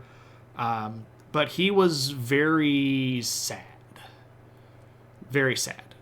Did the Valar have any thoughts of restoring the two trees, or had that ship sailed? Well, the ship had sailed quite literally, because one of the Silmarils was bound into Vinglot, which then transcended time and space again to get back up into the heavens. I don't know if there was a direct discussion about that, but I guess theoretically they could have. But if we go to the specific point in time where the Silmarils were requested, so this is during the First Age. No, it's not actually in the First Age. It's right at the end of the time of the trees. Morgoth teams up with this giant darkness-producing, light-eating spider called Ungoliant, who's Shelob's mother. And they poison the two trees, so the two trees are dying. And at that point, the Valar request the Silmarils, because the Silmarils contained within them the spirit of the two trees and the light of the two trees. So I think the initial request was that if Yavanna and Nienor had access to the Silmarils at that point, they might have been able to restore the trees. But at this point, the trees had been dead for 580-something years. So I don't think that there was any opportunity to restore them at that point. That's a fair question, though. I thought that there was a metaphysical sense in which Fëanor had to permit that. What is that, Frank? I've lost the antecedent to permit that. I apologize that I'm not following it directly.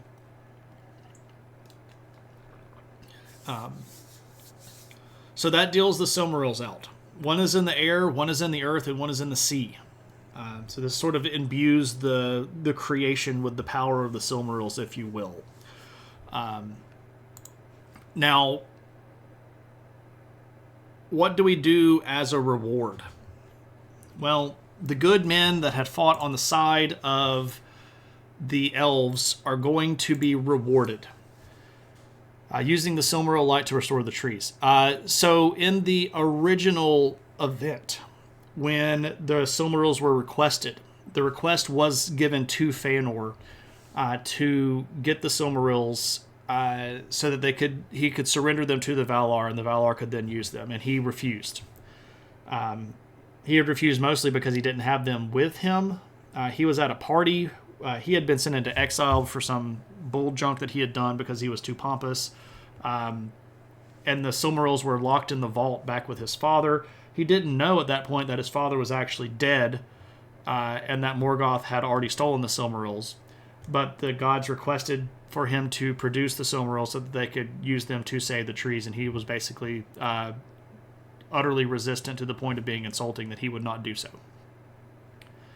I guess they theoretically could have taken them from him, but it would not have been something that the Valar would have likely done. The Valar are very big on, we're going to let you make your decisions. And Fëanor made bad decisions. Despite being amazingly powerful and incredibly talented and probably the most powerful elf that ever lived, made really bad choices. Anyway, but we have good men, and we have Elros, who has chosen to be a man, and the gods give to him an incredibly long lifespan. They say, look, you have done great service, you are on the good guy side, we are going to honor you and your family, so we're going to give you incredibly long life, and your descendants are going to have incredibly long life, and we're going to make for you an island. And this is the island. Now, this is called Numenor. The original name of this island is Ondor, spelled like Andor. And this is going to be where the good men are going to be allowed to travel. And so the Valar are going to make open this territory for all of the men that had fought on the side of the Valar. And as a reward for them, they were going to give them this territory. And if you climbed up to the top of the peak here and looked out on a clear day, you could see the shores of Valinor. Now, again, men were not allowed to go to Valinor, but living within sight of Valinor was seen as a gift and a reward for their good duty. I feel like the light just wouldn't be the same kind of light if they took the Silmarils by force to rekindle it. You're getting into, again, a metaphysical argument, and I don't know if Tolkien cared enough about that. He would care way more about story elements. Did the story make sense that way? I don't think that he probably thought about some sort of qualia change if the light had been taken by force. I mean, maybe he did. I don't know. He was a pretty smart dude, and he thought a lot about a lot. So maybe he did, and I'm just talking out of my rear end right now. I should rephrase it and say I'm not sure if he had that sort of mental processing while making that story. Crossover event with Andor. Yeah, exactly. Fëanor did say that destroying the Silmarils would kill him, but with him dead, there really isn't a downside. Fëanor dying also isn't a downside. That's pretty much true. Now, if we look up here, we can see lands under the wave. So all of this territory that we can see outlined here is land that was destroyed during the War of Wrath, which is a big chunk of what Middle-earth was. A lot of Beleriand, and if you look up here, you can see that all of this is underwater. This is where Angband would have been. Like this big line of mountains right here, that was where Angband was. And all of this gets destroyed. So this whole chunk of land, which represented most of the really big kingdoms of elves during the First Age, is gone. And in the process, a lot of this land is reshaped. Because of the destruction of the land over here, a lot of this gets pushed around and moved. Right? So this looks probably a lot more familiar to a lot of people if you've seen maps inside of The Lord of the Rings, because this is what more or less a lot of that would have looked like. So this is a map, of course, of the Second Age when we have Numenor down here. Now, we got one more thing to talk about, and that is, what do we do with the elves? This is a pretty fateful moment here, because this is another one of these big things where you get to make a big choice. And the choices that you make are going to have a lot of impact.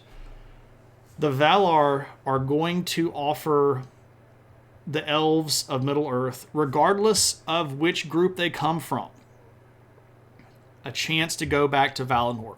So this is like one more request. Come back to the Undying Lands with us. And a lot of them do go back, including a lot of the Noldor. So these are elves that had left the West and traveled with, Fingon or Fëanor, whichever one, to Middle-earth to recover the Silmarils. A lot of them go back. Some of the elves that had never gone to the Blessed Realm end up going to the Blessed Realm. Now, not all of them do. But you start seeing some names pop up here that are going to be really big players throughout the Second Age and well into the Third Age. Because Elros chose to be a man, but Elrond chose to be an elf. And Elrond is going to stay in Middle-earth because he knows that things aren't done yet. Galadriel, who was at that point one of the most powerful Noldors, one of the most powerful Noldo elves on Middle-earth, period, decides to stay because she knows that stuff isn't done. Gil-galad, who at that point takes on the High King position of the elves, stays behind and makes a realm. You get Legolas's grandfather. So Legolas's family, of course, is going to be the Green Elves. They were Sindar over in the other side of the Misty Mountains. His grandfather is going to choose to stay in Middle-earth and actually moves over there and founds the kingdom of the Greenwood during the Second Age. But a lot of the elves leave. And all of them that are there still have the option to go back. And that's an important thing to remember, because this is going to play into events that happen later on in Lord of the Rings. For example, all of the elves are going to the west, right? Arwen chooses not to go to the west, and she gives that token to Frodo so that he can go to the west. Because this is something that is calling all the way back to the end of this First Age, when the Valar call the elves home. And you get to go if you want to, or you don't have to. So did they fight at the end in Eriador, or did the Valar raise the land around Theogorodrim to the sea after the war was done? So the collapse of Thangorodrim happened at the very end. Like when they rooted out Morgoth, they literally upended all of those mountains and just sank it into the water. Eriador at that point didn't really have a lot going on in it. If we go back to, let's go back to our First Age map here. Nope, that's the wrong one. Let me get the full First Age map. I've got a full First Age map here. Hold on just a second. Boom. All right, let's go to the full First Age map. All right, so this is everything going on completely. All right, so Eriador would have been right around in here. And at that point, elves didn't even live in this area. Or if they did, they were few and very, very scattered. Most of the elves that had lived in this area crossed over with their original lord very, very early on, and ended up settling over here in what would have been Doriath. Some of them didn't immediately join Doriath, and they sort of scattered around over in here. But, I mean, when the elves woke up, they were all the way over in here, right? So this location right here, Cuiviénen, is where the elves first woke up, in the Wildwood, way, way, way over here. And this is when Arome found them and summoned them to the east. And some of them scattered out along the way, but most of them ended up over here. But when the big realms of elves, especially the one that Thingol founds here in Doriath, gets established, a lot of these smaller groups end up coming over the mountains over here to sort of join up with their fellows. But the region right here, which would have been, goes on to be Eriador, doesn't really have a lot going on in it. There are probably more men and probably more dwarves going on over here than there are elves. And I don't know of any direct fighting that would have happened over here, except for the discussion that this region right here gets completely destroyed and turns into the Gulf of Lune. So when this mountain range gets wrecked, let me go back to this map. Nope. Right, so if we zoom in here, this region right here is the remains of this mountain range right here. Right, so like all of this gets wrecked. But I don't know of any specific battle that was fought over there. I mean, there could have been between men and dwarves, or some elves and men. Unfortunately, for all of the detail that Tolkien likes to give, the War of Wrath gets treated like it happened in a day in the Silmarillion, when in fact it happened over the course of decades. So we don't necessarily get as much information about that as I would really, really like to have. But, you know, I wish he would have written everything, but it's not really feasible for me to ask that, right? It's not really something that I can just go, hey, Tolkien, why didn't you write all of this? And most notably because he's passed away, but, you know, even so. But that is the end of the First Age. We have reshaped the world. We have dealt with the biggest of the big bads. A lot of the elves are called home. The good men are rewarded with a land in sight of the Blessed Realm. The dwarves have had to move to the east to team up with other groups after the destruction of their big cities. And we're going to start seeing the foundation of new realms and new kings and stuff like that in the Second Age, which will happen at some point in the future, because this stream ends the First Age. We're not going to get into the Second Age any further. So if anybody else has any questions, it would be a good time to ask them now. As much as I would love a fleshed out War of Wrath, you would put Fall of Gondolin and Beren Luthien up ahead. Oh, for sure. Right. I wish that we would have received the Children of Hurin treatment for the Beren and Luthien and the Fall of Gondolin story. Absolutely. I think all of the Tolkien fandom would have preferred that, if we're just being for real. Who killed the King of the Balrogs? The King of the Balrogs, or the captain of the Balrogs, was a big thing called Gothmog. And he gets killed by Fingon, one of the High Kings of the Elves. Is there a magical jewel at the center of the sun? In Lord of the Rings, no. The sun is inhabited by a Maiar. I think I've got a picture somewhere. I try to keep all of the pictures that I use in these. Maybe I don't have a picture.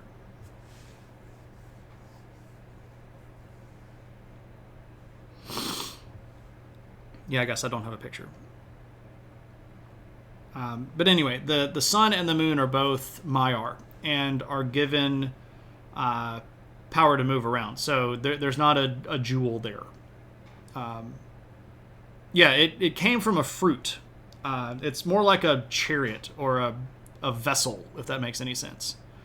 At the death of the two trees, Yavanna and Nienor are tending the trees, and Nienor is trying to heal them with her tears, and Yavanna, who is sort of the Valar of like plants and animals, tends to them, and they produce two fruits, one from Lorelin and one from Telperion, One of them is the golden tree, one of them is the silver tree, and they take these and hallow them and turn them into big vessels that they fill with light, and they give the direction of these lights to two of the Maiar, who are then sort of left to pilot these things across the sky. Shane pulls up a picture of the sun. No, I thought that I had pictures of the Maiar that went into the sun and the moon, but I don't guess that I do. All right, I know that I did at one point. If you go back into the History of Middle-earth streams, you can find the one where we talk about that, and you can see the creation of that in much more detail. Or I guess talk about that in much more detail. You would also want the climactic battle where Morgoth breaks out of the doors of night and Turin breaks out of the underworld and kills. Yeah, that's pretty cool. So in the Apocalypse story, theoretically, Turin Turambar, the Master of Fate, retrieves his black sword, Anglachel, and kills Morgoth's body once and for all as vengeance for the pain wreaked upon his family. So if it's not so much about the history but about Tolkien, so it's not so much about the history but about Tolkien. But why was the whole thing about choose between elf or human, you can't be both, so important to him? And why would I guess he force the choice in the first place? Okay, so the choice is the important thing, right? Choice to Tolkien is a big, big deal. And this goes directly back to his Catholic religion. Human beings are given a choice in the garden. Human beings make the wrong choice, right? And if you look at Tolkien's description of what elves are, there is a pretty good argument to be made that his impetus behind creating elves was that elves are basically men who didn't fall. So when given the choice in the garden, elves would have been the ones that stayed true to the gods. Now, this doesn't hold up one-to-one, and it should not be extended into all of the subsequent events that happened in Lord of the Rings. What I'm talking about here is Tolkien's initial concept of what is an elf. Right, when he's first coming up with the concept of what is an elf, he has a lot of stuff to kind of pull from, right? Are they goblins? Are they fairies? Are they the wild fae? Are they the Svartalfs of Norse mythology? Are they what are they? And if you look at the way that he made the elves in Lord of the Rings and in Middle-earth overall, they're closer to the gods almost always. They are more in tune with nature. They're undying. They have a lot more wisdom. And this is sort of, well, if you ask me and if you ask a lot of other people that do like actual Tolkien research, the difference between a human and a man is that man made the wrong choice and elves didn't. But obviously elves can make bad choices. We've just talked literally about the whole First Age thing. But when he's making a distinction to people like Arundel and Elwing and Elros and Elrond, the argument here that he seems to be putting forth is you've got to decide which destiny you're going to pick. Right? Because you can't be both. It's a hard thing to do to try to balance both of these destinies. Which one are you going to pick? And the reason the choice is important is because this is one that they have to make for themselves. They're shown the options. They're given the information. Which one are they going to pick? And it's important for us to point out that even when Elros chooses to be a man, this is something that is praised by the gods. By the Valar, right? They say, it's great that you've chosen this. Congratulations. We want to give you an incredibly long life. We're going to reward you with this land in sight of the shores of our undying lands. And it's not seen as a negative. What is seen as a negative later on when we look into the Second Age is that men start worrying about death They start seeing death as a punishment instead of as a gift. And if you see the original discussions that that Tolkien writes about the fact that men die, it's literally called a gift that they get to experience their world. They get to, have the good times and have the bad times, but they get to escape, whereas elves don't. They are sort of kept in the cycle, right? So they're also kind of snooty. What's up, Maddie? Could we argue that by forcing them to choose between A and B, they really don't have free will to choose at all? No, absolutely not.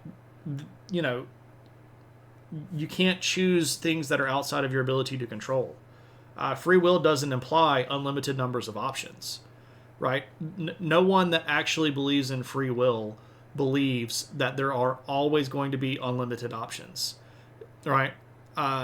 If I had absolute free will, wouldn't I be able to just turn into a dragon right now? Well, I can't turn into a dragon, so obviously I don't have free will. No, absolutely not. Just because you don't like the outcome of a decision, and just because you don't like the options that you have to choose from, does not mean you don't have a choice. You still absolutely have that choice. Elves can't die. So they can, but they don't die of natural causes, right? Elves die from wasting away because they are sad or dying in battle.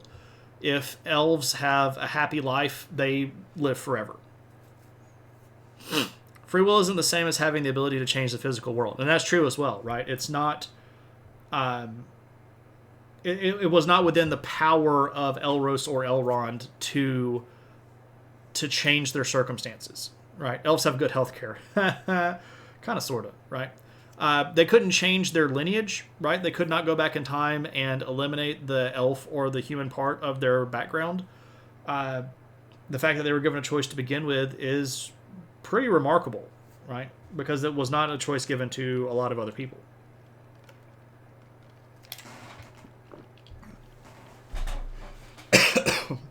Excuse me. Give me just a second, actually. I took that drink and now I need to cough.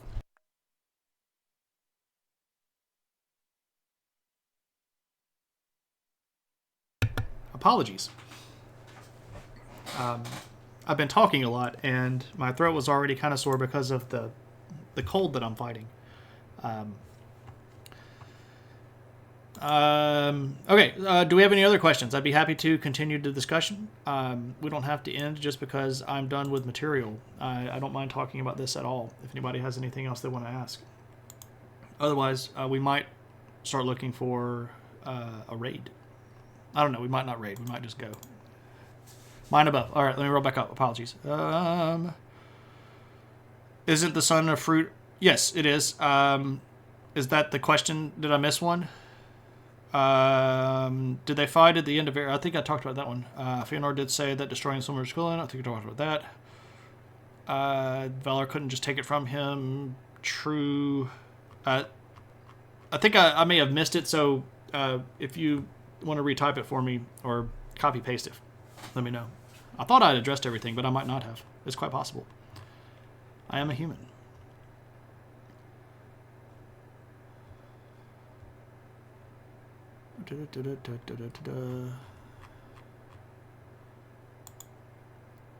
That. If you have questions about history, archaeology, sociology, religion, and geography, just ask. Am I missing chat here? Am I literally missing chat messages?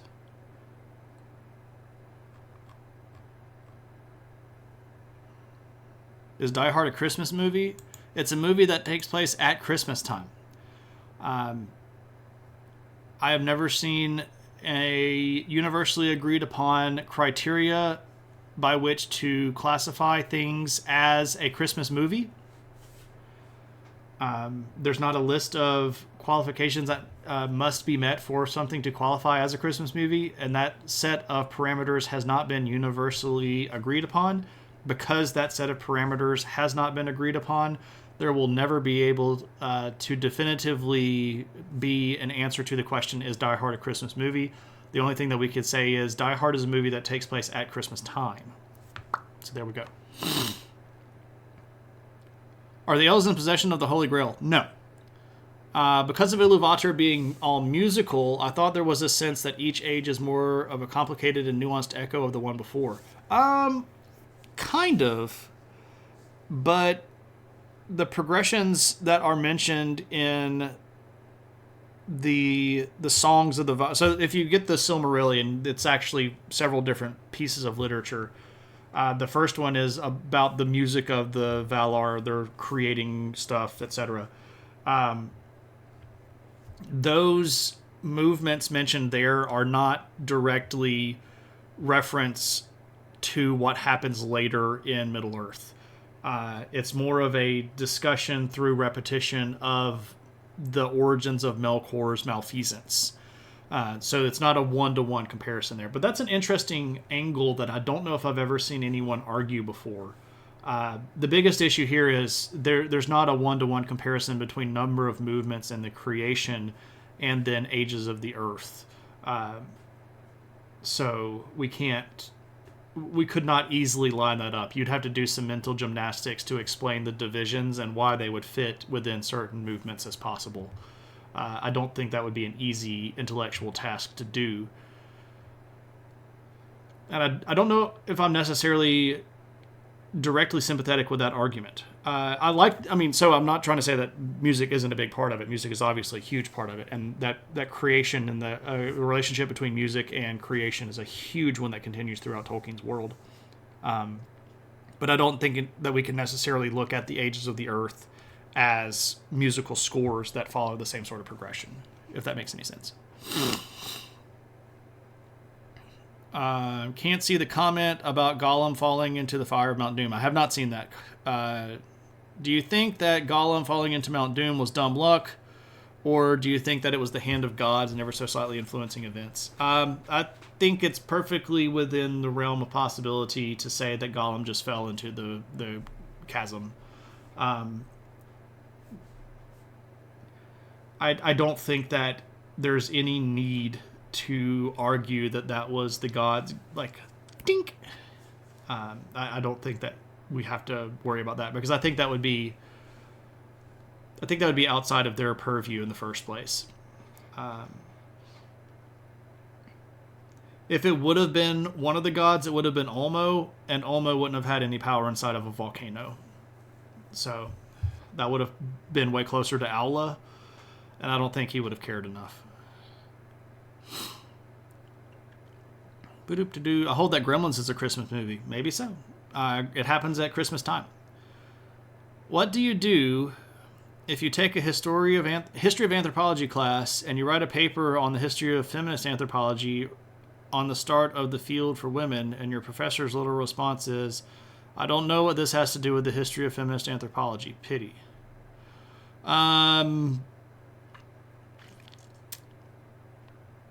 That's a tough one. I don't know. On the start of the field for women, I don't know how this. I don't know what this response has to do with the history of feminism.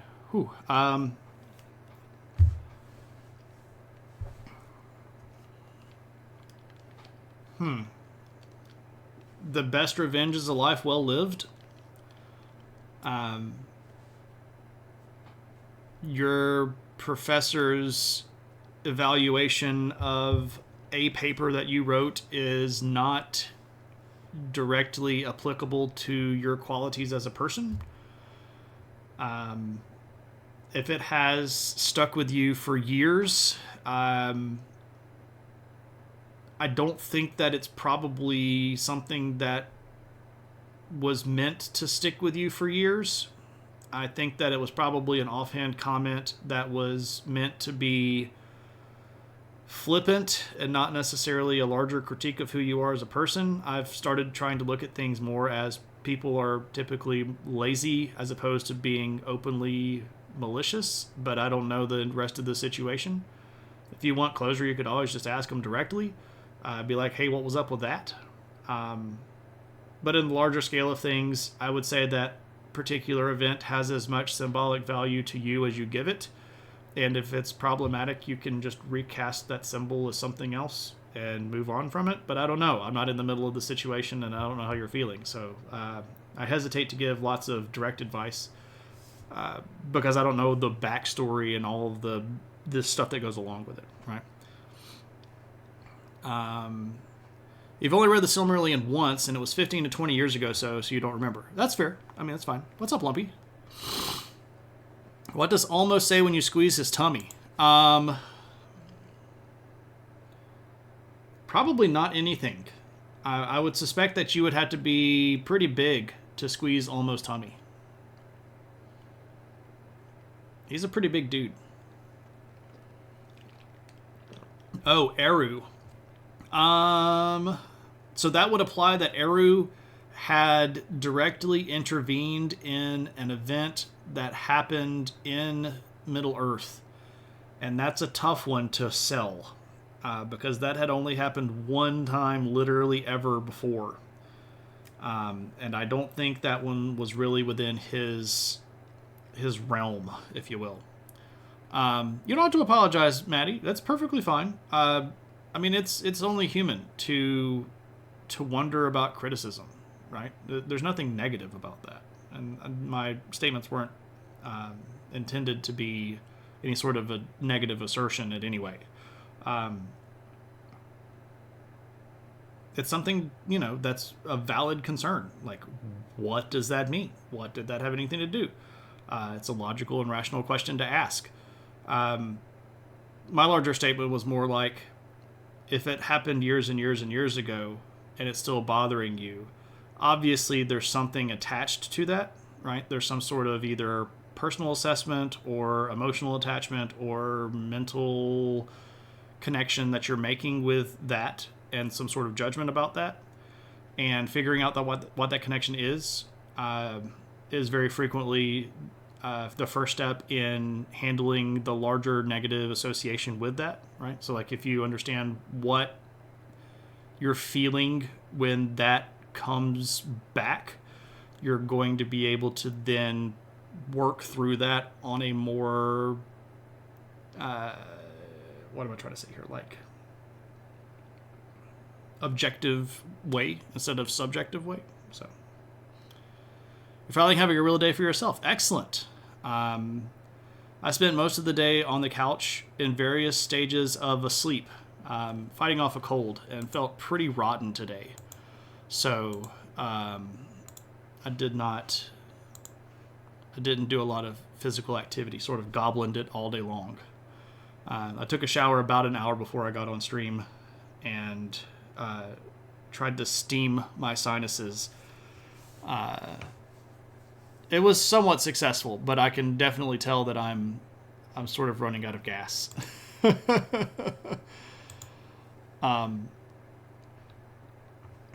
You played video games and took a 7K walk. Hey, there you go, man. That's great. I need to get back to being exercisey. It's very easy for me to not be exercisey when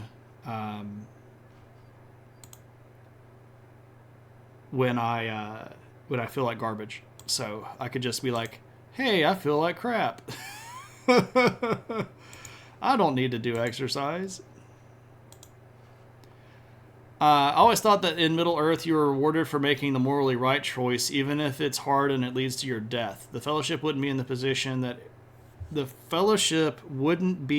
position of having, I guess, Eru give a little push to Gollum if they didn't make so many right choices through the journey. Oh, so you're saying like... So I will note that arguing down this line does concede the point that Eru did knock Gollum in, and I'm not conceding that point. I don't think that Eru knocked Gollum in, and I'll stand on that. But to explain your position, your argument, and this is my interpretation of your argument, is that because they had done the right thing so much, that Eru was going to reward them with the benefits of making good choices. And that is a logical position that you could take given previous examples of people making lots of right choices and getting positive effects from the Valar. The biggest thing, though, still that I would point out is the only time Eru directly intervened in the world, it was when he reshaped the Earth from being flat to being round, and that was specifically done because men were being so defiant that he had to take that away from them. I don't think that he would have done something below that level of big, right? Like, I don't think Eru was constantly like tweaking things here and there. I think he was sort of like a one and done kind of thing. And I don't think nudging Gollum was within the realm of big problems, because if we allow that he nudged Gollum, then we have to start asking like deontological questions about theodicy, about why he didn't do all of the other things that he should have done, right? Like, why didn't he just thump the good guys and make Elrond pick up the finger with the ring on it before men did, right? Why didn't he knock the ring as it was flying through the air towards a loyal elf as opposed to a man that was prone to folly, right? Like, he could have done that too.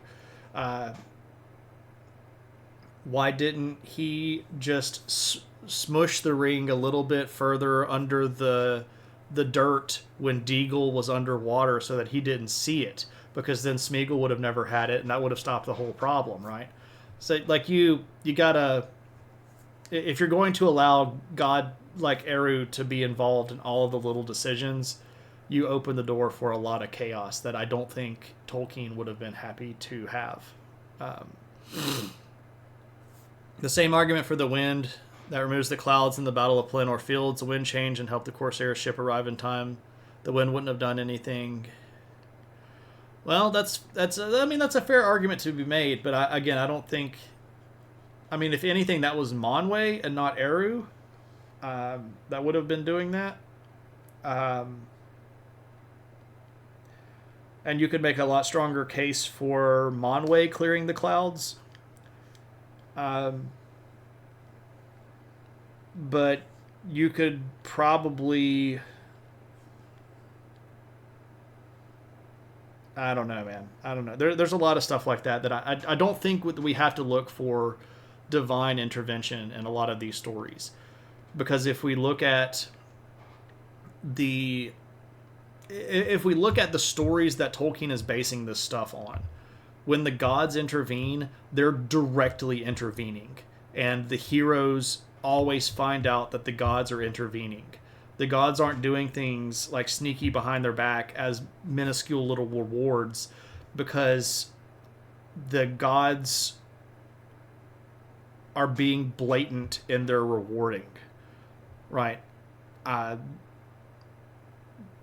If you look at like the Volsung saga, right? When Odin is giving swords to people, they know that he's a god, right? And when you look at Greek mythology, and the Greeks do something stupid and the gods punish them, the gods show up and are like, hey, you're a doofus and I'm going to punish you, right? There's not a lot of like hidden deus ex machina of the gods kind of stuff, right? It's just not really in the same genre as what Tolkien is writing.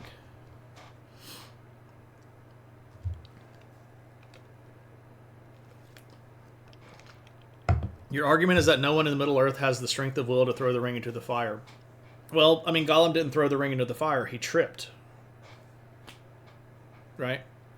And in a way, the tripping is actually really poignant for Gollum / Smeagol as a character, because he wasn't originally bad. he just kind of got into it,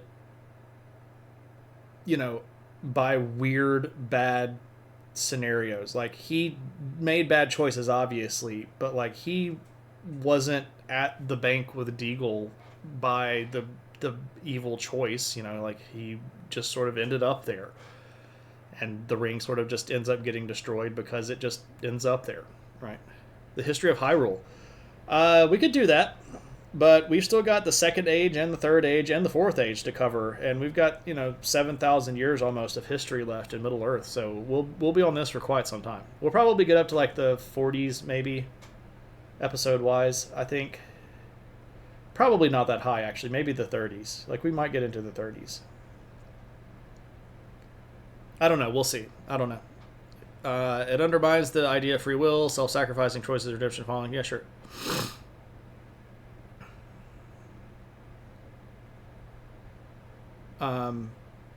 Yeah, but I still think that's. I mean, I get what you're arguing from. It's not an illogical position. I just don't think that we have to make the argument in the first place. I think that we could just let it play out the way that it is, and I think it's a perfectly fine story without having to create the necessary apparatus out of nothing to justify the particulars of a scenario. And I think that it's not what Tolkien would have wanted, because if Tolkien would have wanted that to be the case, he would have said so. I don't think that he was being subtle here. I think that it would have been a very blatant, clear action where people would have been able to say, this is because of that.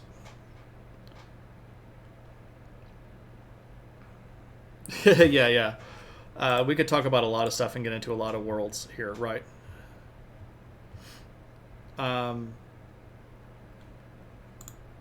All right.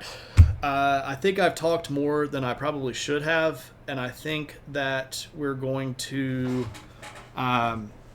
call it there, ladies and gentlemen. So I appreciate everybody coming out, and I appreciate the good discussion. Thanks for all of the follows that got me to 1,100, and here's hoping that it's not too terribly long before we can get to the next one. Right? Take care of your respiratory system. Yeah, I need to stop talking for a little bit. But again, thanks everybody. I hope you have a good one. And I think we're just going to end. I don't think we're going to do a stream. And review of Rings of Power for NES History of Middle Earth. No, it'll be the first of the first stream of the Second Age. I don't think I'm going to review Rings of Power. I don't want to. Not going to raid Cave. Is Cave alive right now? Okay, yeah, I guess we can raid Cave. Let's go raid Cave. That'll work. I had missed that he had come live. Let's go raid Cave, because he's making a map of the First Age. The stuff that we were just talking about. So, Cave Geek, obviously, good friend of the stream.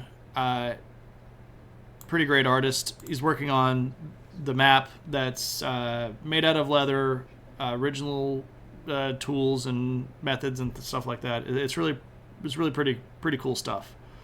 So we're going to go raid Cave, and thanks everybody, and I'll see you next time. Take it easy.